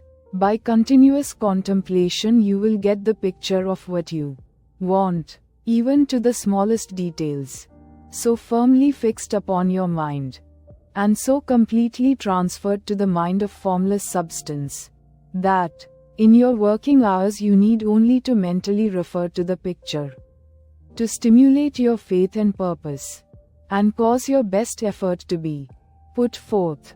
Contemplate your picture in your leisure hours until your consciousness is so full of it that you can grasp it instantly. You will become so enthused with its bright promises that the mere thought of it will call forth the strongest energies of your whole being. Let us again repeat our syllabus, and by slightly changing the closing statements, bring it to the point we have now reached. There is a thinking stuff from which all things are made, and which, in its original state, permeates, penetrates, and fills the interspaces of the universe. A thought, in this substance, produces the thing that is imaged by the thought. Man can form things in his thought, and, by impressing his thought upon formless substance, can cause the thing he thinks about to be created. In order to do this, man must pass from the competitive to the creative mind. He must form a clear mental picture of the things he wants, and do, with faith and purpose, all that can be done each day, doing each separate thing in an efficient manner. Chapter 13. Getting into the right business. Success in any particular business depends for one thing upon your possessing in a well-developed state the faculties required in that business. Without good musical faculty, no one can succeed as a teacher of music. Without well-developed mechanical faculties, no one can achieve great success in any of the mechanical trades. Without tact and the commercial faculties, no one can succeed in mercantile pursuits. But to possess in a well-developed state the faculties required in your particular vocation does not ensure getting rich. There are musicians who have remarkable talent, and who yet remain poor. There are blacksmiths, carpenters, and so on who have excellent mechanical ability, but who do not get rich. And there are merchants with good faculties for dealing with men who nevertheless fail. The different faculties are tools. It is essential to have good tools, but it is also essential that the tools should be used in the right way. One man can take a sharp saw, a square, a good plane, and so on, and build a handsome article of furniture. Another man can take the same tools and set to work to duplicate the article, but his production will be a botch. He does not know how to use good tools in a successful way. The various faculties of your mind are the tools with which you must do the work which is to make you rich. It will be easier for you to Succeed if you get into a business for which you are well equipped with mental tools. Generally speaking, you will do best in that business which will use your strongest faculties, the one for which you are naturally best fitted. But there are limitations to this statement. Also, no man should regard his vocation as being irrevocably fixed by the tendencies with which he was born. You can get rich in any business. For if you have not the right talent for it, you can develop that talent. It merely means that you will have to make your tools as you go along, instead of confining yourself to the use of those with which you were born. It will be easier for you to succeed in a vocation for which you already have the talents in a well-developed state. But you can succeed in any vocation, for you can develop any rudimentary talent, and there is no talent of which you have not at least the rudiment. You will get rich most easily in point of effort, if you do that for which you are best fitted. But you will get rich most satisfactorily if you do that which you want to do. Doing what you want to do is life. And there is no real satisfaction in living if we are compelled to be forever doing something which we do not like to do, and can never do what we want to do. And it is certain that you can do what you want to do. The desire to do it is proof that you have within you the power which can do it. Desire is a manifestation of power.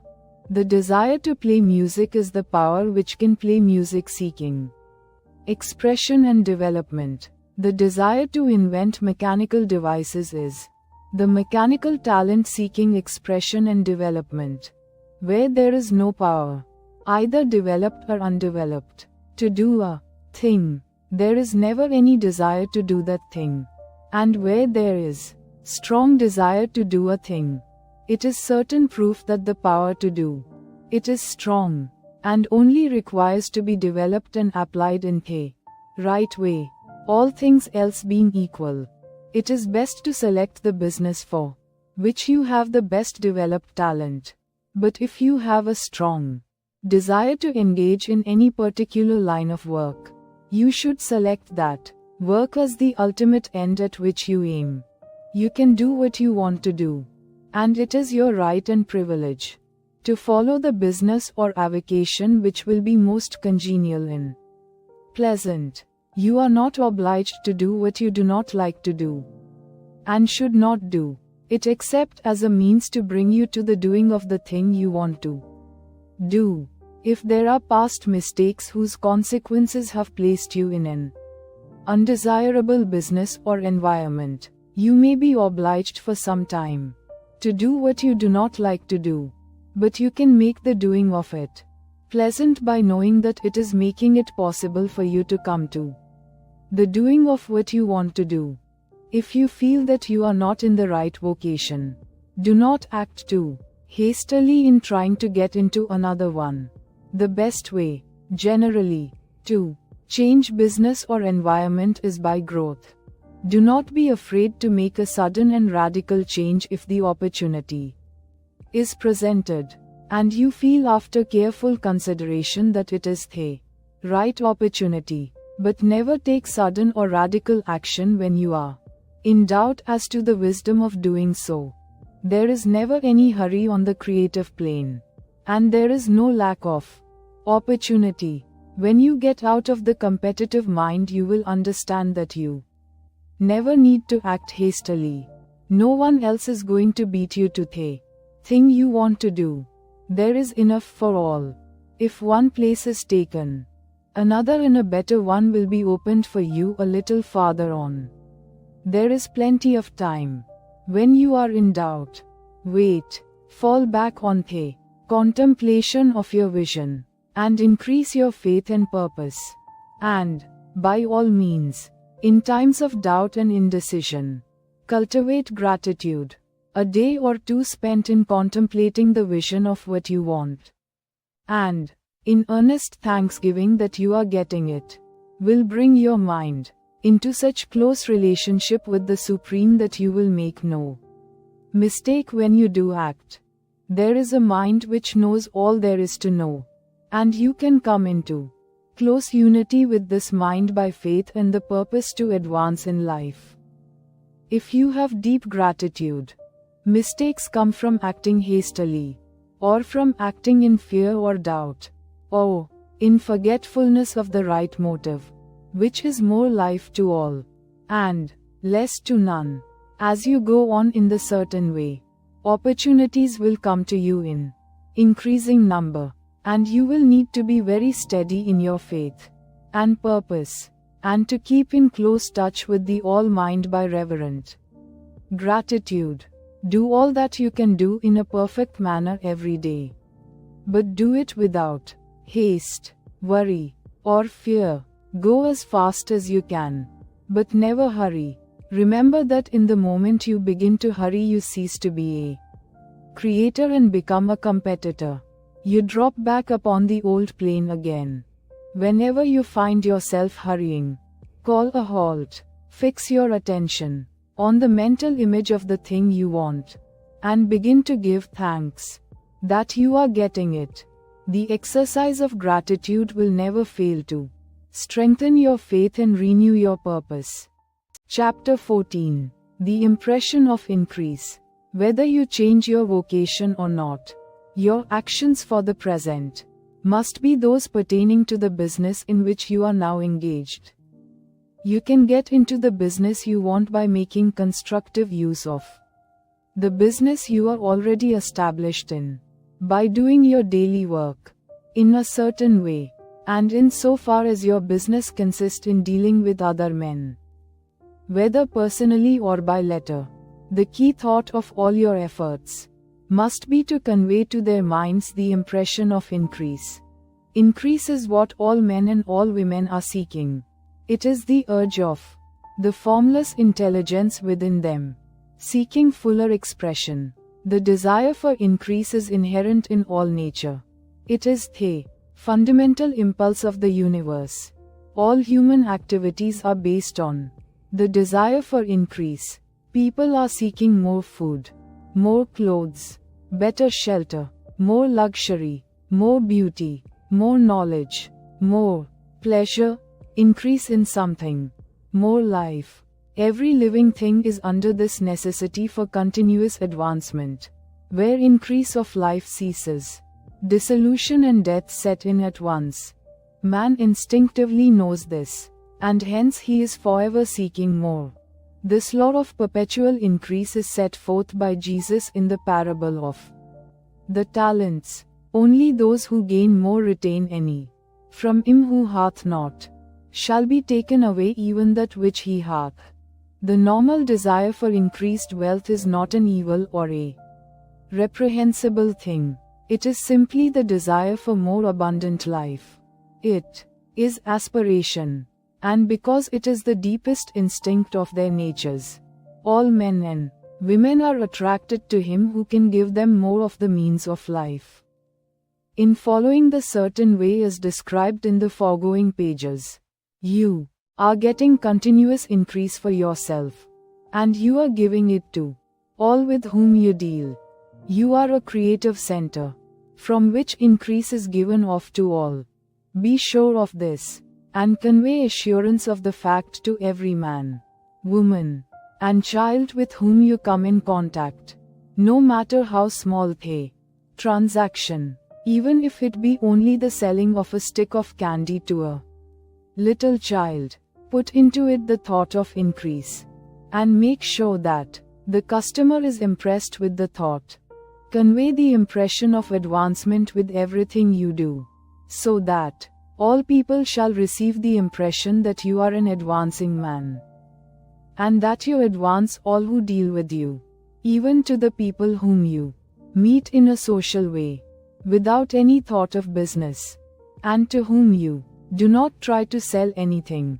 Give the thought of increase.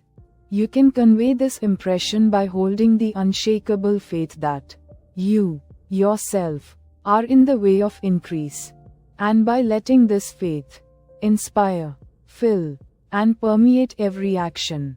Do everything that you do in the firm conviction that you are an advancing personality, and that you are giving advancement to everybody.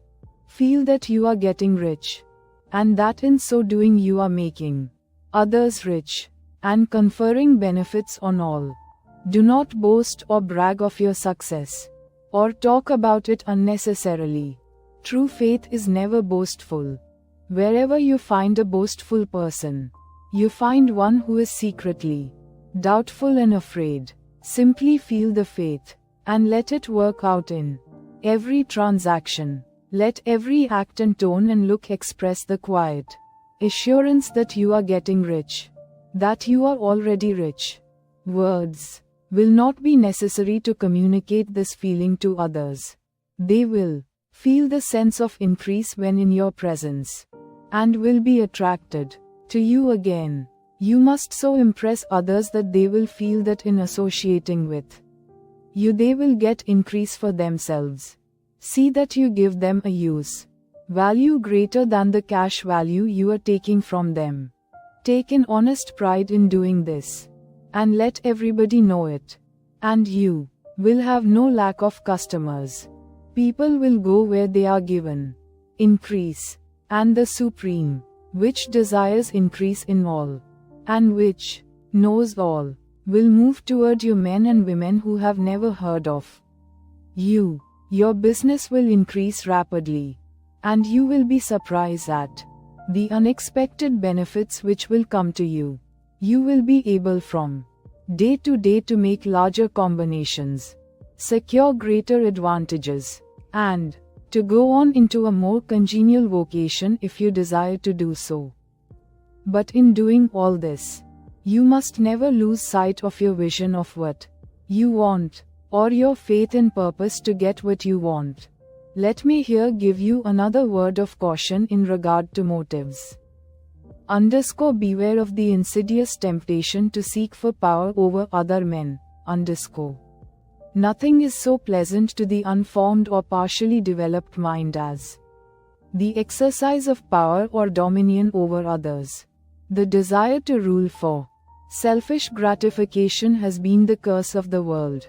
For countless ages kings and lords have drenched the earth with blood in their battles to extend their dominions. This not to seek more life for all, but to get more power for themselves. Today, the main motive in the business and industrial world is they same main marshal their armies of dollars, and lay waste the lives and hearts of millions in the same mad scramble for power over others.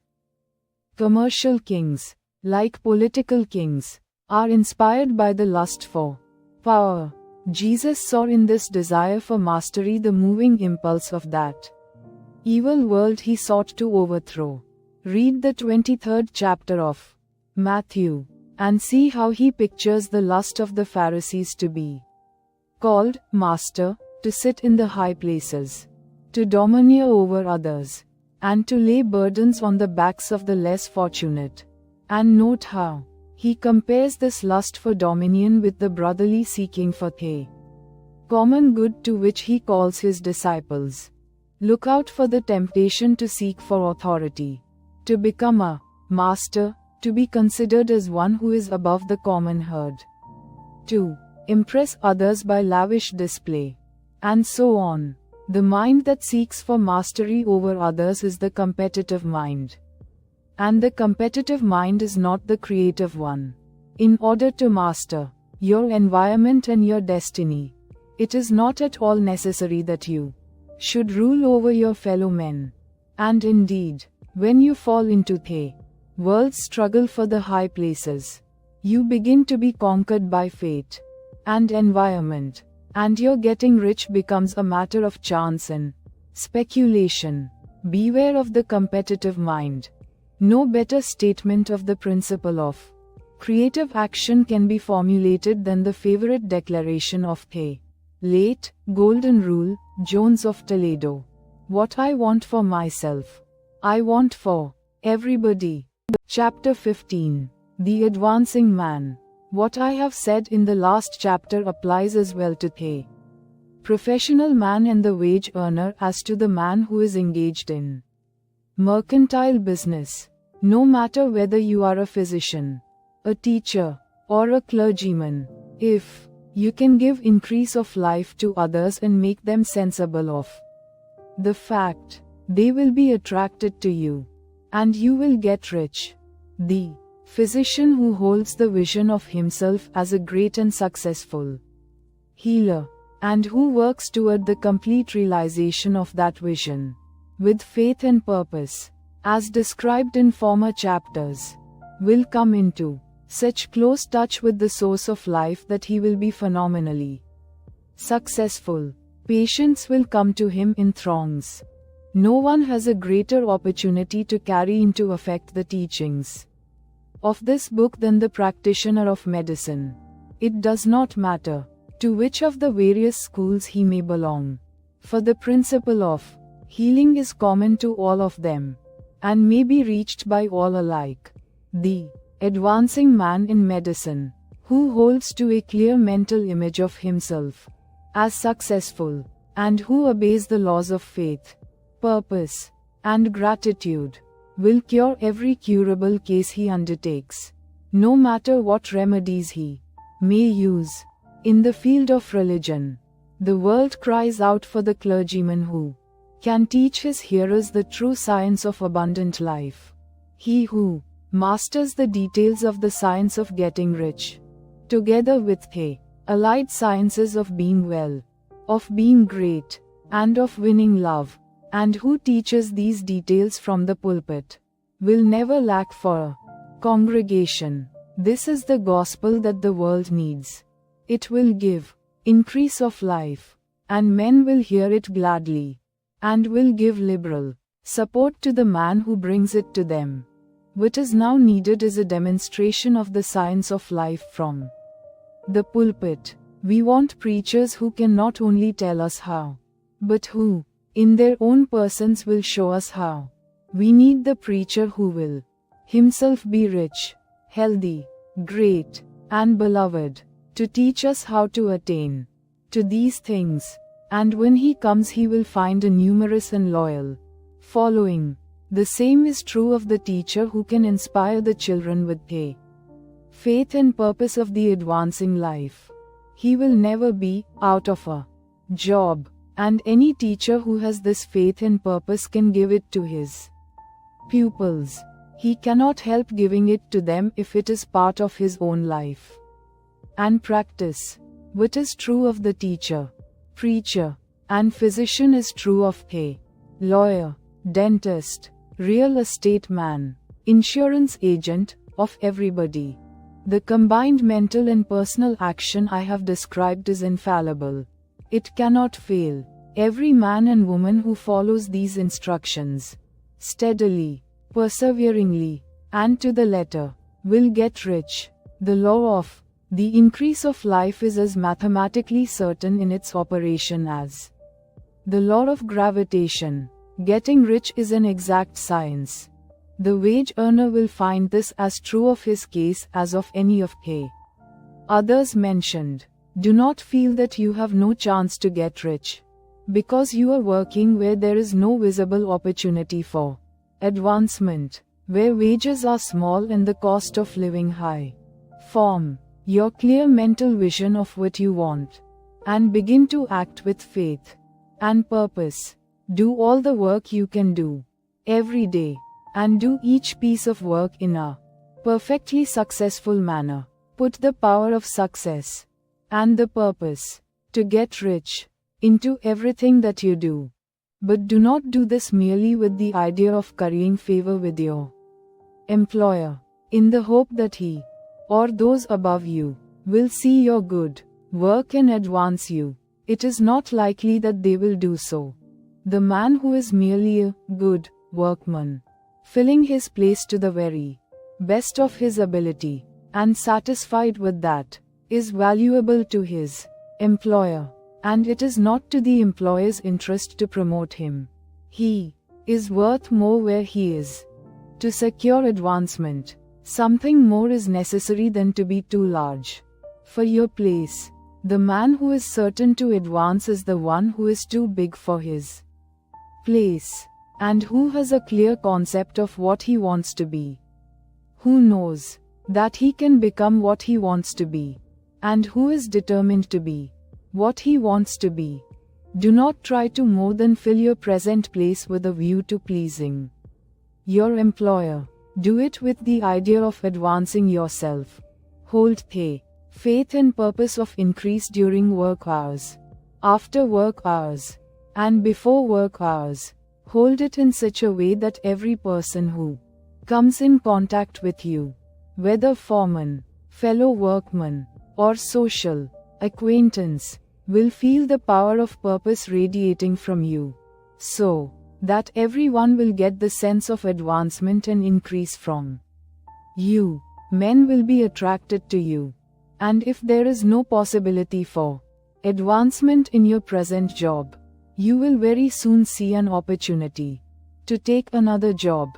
There is a power which never fails to present opportunity to the advancing man who is moving in obedience to law. God cannot help helping you. If you act in a certain way, he must do so in order to help himself. There is nothing in your circumstances or in the industrial situation that can keep you down. If you cannot get rich working for the steel trust, you can get rich on a 10-acre farm. And if you begin to move in the certain way, you will certainly escape from the clutches of the steel trust and get on to the farm or wherever else you wish to be. If a few thousands of its employees would enter upon the certain way, the steel trust would soon be in a bad plight.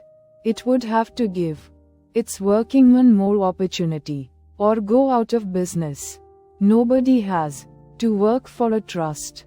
The trusts can keep men in so-called hopeless conditions only so long as there are men who are too ignorant to know of the science of getting rich, or too intellectually slothful to practice it.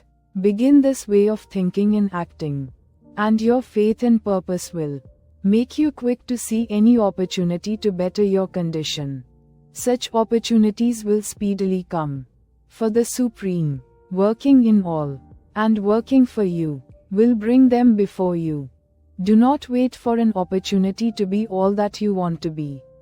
When an opportunity to be more than you are now is presented and you feel impelled toward it, take it. It will be the first step toward a greater opportunity. There is no such thing possible in this universe as a lack of opportunities for the man who is living the advancing life. It is inherent in the constitution of the cosmos that all things shall be for him and work together for his good. And he must certainly get rich if he acts and thinks in the certain way. So let wage-earning men and women study this book with great care, and enter with confidence upon the course of action it prescribes. It will not fail. Chapter 16. Some cautions and concluding observations. Many people will scoff at the idea that there is an exact science of getting rich, holding the impression that the supply of wealth is limited. They will insist that social and governmental institutions must be changed before even any considerable number of people can acquire a competence. But this is not true. It is true that existing governments keep the masses in poverty. But this is because the masses do not think and act in the certain way. If the masses begin to move forward as suggested in this book, neither governments nor industrial systems can check them. All systems must be modified to accommodate the forward movement. If the people have the advancing mind, have the faith that they can become rich, and move forward with the fixed purpose to become rich, nothing can possibly keep them in poverty. Individuals may enter upon the certain way at any time, and under any government, and make themselves rich. And when any considerable number of individuals do so under any government, they will cause the system to be so modified as to open the way for others The more men who get rich on the competitive plane, the worse for others. The more who get rich on the creative plane, the better for others. The economic salvation of the masses can only be accomplished by getting a large number of people to practice the scientific method set down in this book and become rich. These will show others the way and inspire them with a desire for real life, with the faith that it can be attained, and with the purpose to attain it. For the present, however, it is enough to know that neither the government under which you live nor the capitalistic or competitive system of industry can keep you from getting rich. When you enter upon the creative plane of thought, you will rise above all these things and become a citizen of another kingdom. But remember that your thought must be held upon the creative plane. You are never for an instant to be betrayed into regarding the supply as limited, or into acting on the moral level of competition. Whenever you do fall into old ways of thought, correct yourself instantly, for when you are in the competitive mind, you have lost the cooperation of the mind of the whole. Do not spend any time in planning as to how you will meet possible emergencies in the future, except as the necessary policies may affect your actions today. You are concerned with doing today's work in a perfectly successful manner, and not with emergencies which may arise tomorrow. You can attend to them as they come.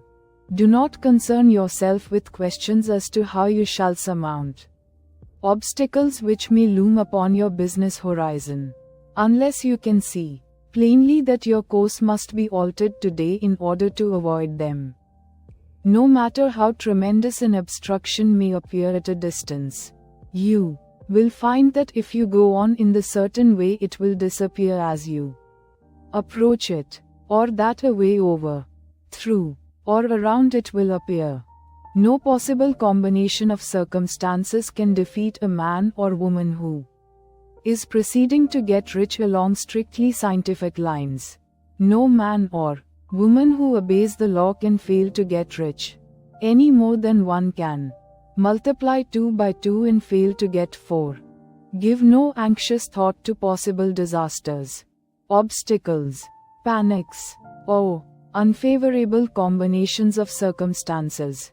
It is time enough to meet such things when they present themselves before you in the immediate present, and you will find that every difficulty carries with it a wherewithal for its overcoming. Guard your speech. Never speak of yourself, your affairs, or of anything else in a discouraged or discouraging way. Never admit the possibility of failure, or speak in a way that infers failure as a possibility. Never speak of the times as being hard, or of business conditions as being doubtful. Times may be hard and business doubtful for those who are on the competitive plane, but they can never be so for you. You can create what you want, and you are above fear. When others are having hard times and poor business, you will find your greatest opportunities. Train yourself to think of and to look upon the world as a something which is becoming, which is growing, and to regard seeming evil as being only that which is undeveloped. Always speak in terms of advancement. To do otherwise is to deny your faith, and to deny your faith is to lose it. Never allow yourself to feel disappointed. You may expect to have a certain thing at a certain time, and not get it at that time, and this will appear to you like failure. But if you hold to your faith, you will find that the failure is only apparent. Go on in the certain way, and if you do not receive that thing, you will receive something so much better that you will see that a seeming failure was really a great success. A student of this science had set his mind on making a certain business combination which seemed to him at the time to be very desirable, and he worked for some weeks to bring it about. When the crucial time came, The thing failed in a perfectly inexplicable way. It was as if some unseen influence had been working secretly against him. He was not disappointed. On the contrary, he thanked God that his desire had been overruled, and went steadily on with a grateful mind. In a few weeks an opportunity so much better came his way that he would not have made the first deal on any account. And he saw that a mind which knew more than he knew had prevented him from losing the greater good by entangling himself with the lesser. That is the way every seeming failure will work out for you. If you keep your faith, hold to your purpose, have gratitude, and do every day all that can be done that day, doing each separate act in a successful manner. When you make a failure, it is because you have not asked for enough. Keep on, and a larger thing than you were seeking will certainly come to you. Remember this. You will not fail because you lack the necessary talent to do what you wish to do. If you go on as I have directed, you will develop all the talent that is necessary to the doing of your work. It is not within the scope of this book to deal with the science of cultivating talent, but it is as certain and simple as the process of getting rich. However, do not hesitate or waver for fear that when you come to any certain place you will fail for lack of ability. Keep right on, and when you come to that place, the ability will be furnished to you. The same source of ability which enabled the untaught Lincoln to do the greatest work in government ever accomplished by a single man is open to you. You may draw upon all the mind there is for wisdom to use in meeting the responsibilities which are laid upon you. Go on in full faith. Study this book. Make it your constant companion until you have mastered all the ideas contained in it. While you are getting firmly established in this faith, you will do well to give up most recreations and pleasures, and to stay away from places where ideas conflicting with these are advanced in lectures or sermons. Do not read pessimistic or conflicting literature, or get into arguments upon the matter. Do very little reading, outside of the writers mentioned in the preface. Spend most of your leisure time in contemplating your vision, and in cultivating gratitude, and in reading this book. It contains all you need to know of the science of getting rich, and you will find all the essentials summed up in the following chapter. Chapter 17. Summary of the Science of Getting Rich. There is a thinking stuff from which all things are made, and which, in its original state, permeates, penetrates, and fills the interspaces of the universe. A thought in this substance produces the thing that is imaged by the thought. Man can form things in his thought, and by impressing his thought upon formless substance can cause the thing he thinks about to be created. In order to do this, man must pass from the competitive to the creative mind. Otherwise he cannot be in harmony with the formless intelligence, which is always creative and never competitive in spirit. Man may come into full harmony with the formless substance by entertaining a lively and sincere gratitude for the blessings it bestows upon him. Gratitude unifies the mind of man with the intelligence of substance, so that man's thoughts are received by the formless. Man can remain upon the creative plane only by uniting himself with the formless intelligence through a deep and continuous feeling of gratitude. Man must form a clear and definite mental image of the things he wishes to have, to do, or to become, and he must hold this mental image in his thoughts, while being deeply grateful to the Supreme that all his desires are granted to him. The man who wishes to get rich must spend his leisure hours in contemplating his vision, and in earnest Thanksgiving that the reality is being given to him. Too much stress cannot be laid on the importance of frequent contemplation of the mental image, coupled with unwavering faith and devout gratitude. This is the process by which the impression is given to the formless, and the creative forces set in motion. The creative energy works through the established channels of natural growth and of the industrial and social order. All that is included in his mental image will surely be brought to the man who follows the instructions given above, and whose faith does not waver. What he wants will come to him through the ways of established trade and commerce.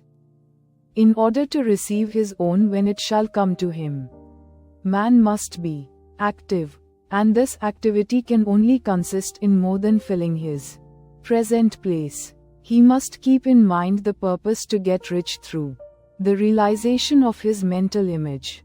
And he must do, every day, all that can be done that day, taking care to do each act in a successful manner. He must give to every man a use value in excess of the cash value he receives, so that each transaction makes for more life. And he must so hold the advancing thought that the impression of increase will be communicated to all with whom he comes in contact. The men and women who practice the foregoing instructions will certainly get rich, and the riches they receive will be in exact proportion to the definiteness of their vision, the fixity of their purpose, the steadiness of their faith, and the depth of their gratitude. Asterisk, asterisk, asterisk, asterisk. Further aids toward getting rich right. The Nautilus is published monthly for the express purpose of making men and women who can do what they will to do. It abounds in practical ideas and in the bright inspiration that impels you to use the ideas. Use it as first aid. Wallace D. Wattles, who wrote this book, teaches constructive science in every number of the magazine. How to think so as to promote yourself is what you want to know. He teaches it. Elizabeth and William A. Town teach it, too. They are the editors and owners of the Nautilus, and their success is worth knowing about and learning from. And Thomas Dreyer, of the Sheldon School of Salesmanship, writes for Nautilus on business growing. So does Frank Andrews Fall, of the University of New York, and several others. These folks know how get in touch with success and successful people through Nautilus. Then there is our success department, where everybody is invited to say his say, and prizes are given for best letters. The Nautilus teaches and inspires health, wealth, and happiness in all departments of life. Don't miss Wallace D. Wattles' great new serial story, As a Grain of Mustard Seed, which will begin in an early number of the magazine. Send $1 for a year's subscription to the Nautilus, with a copy of Making the Man Who Can, and Marital Unrest, a New Remedy, both by Wallace D. Wattles. Or send 10 cents for a 3-month trial in a copy of Marital Unrest.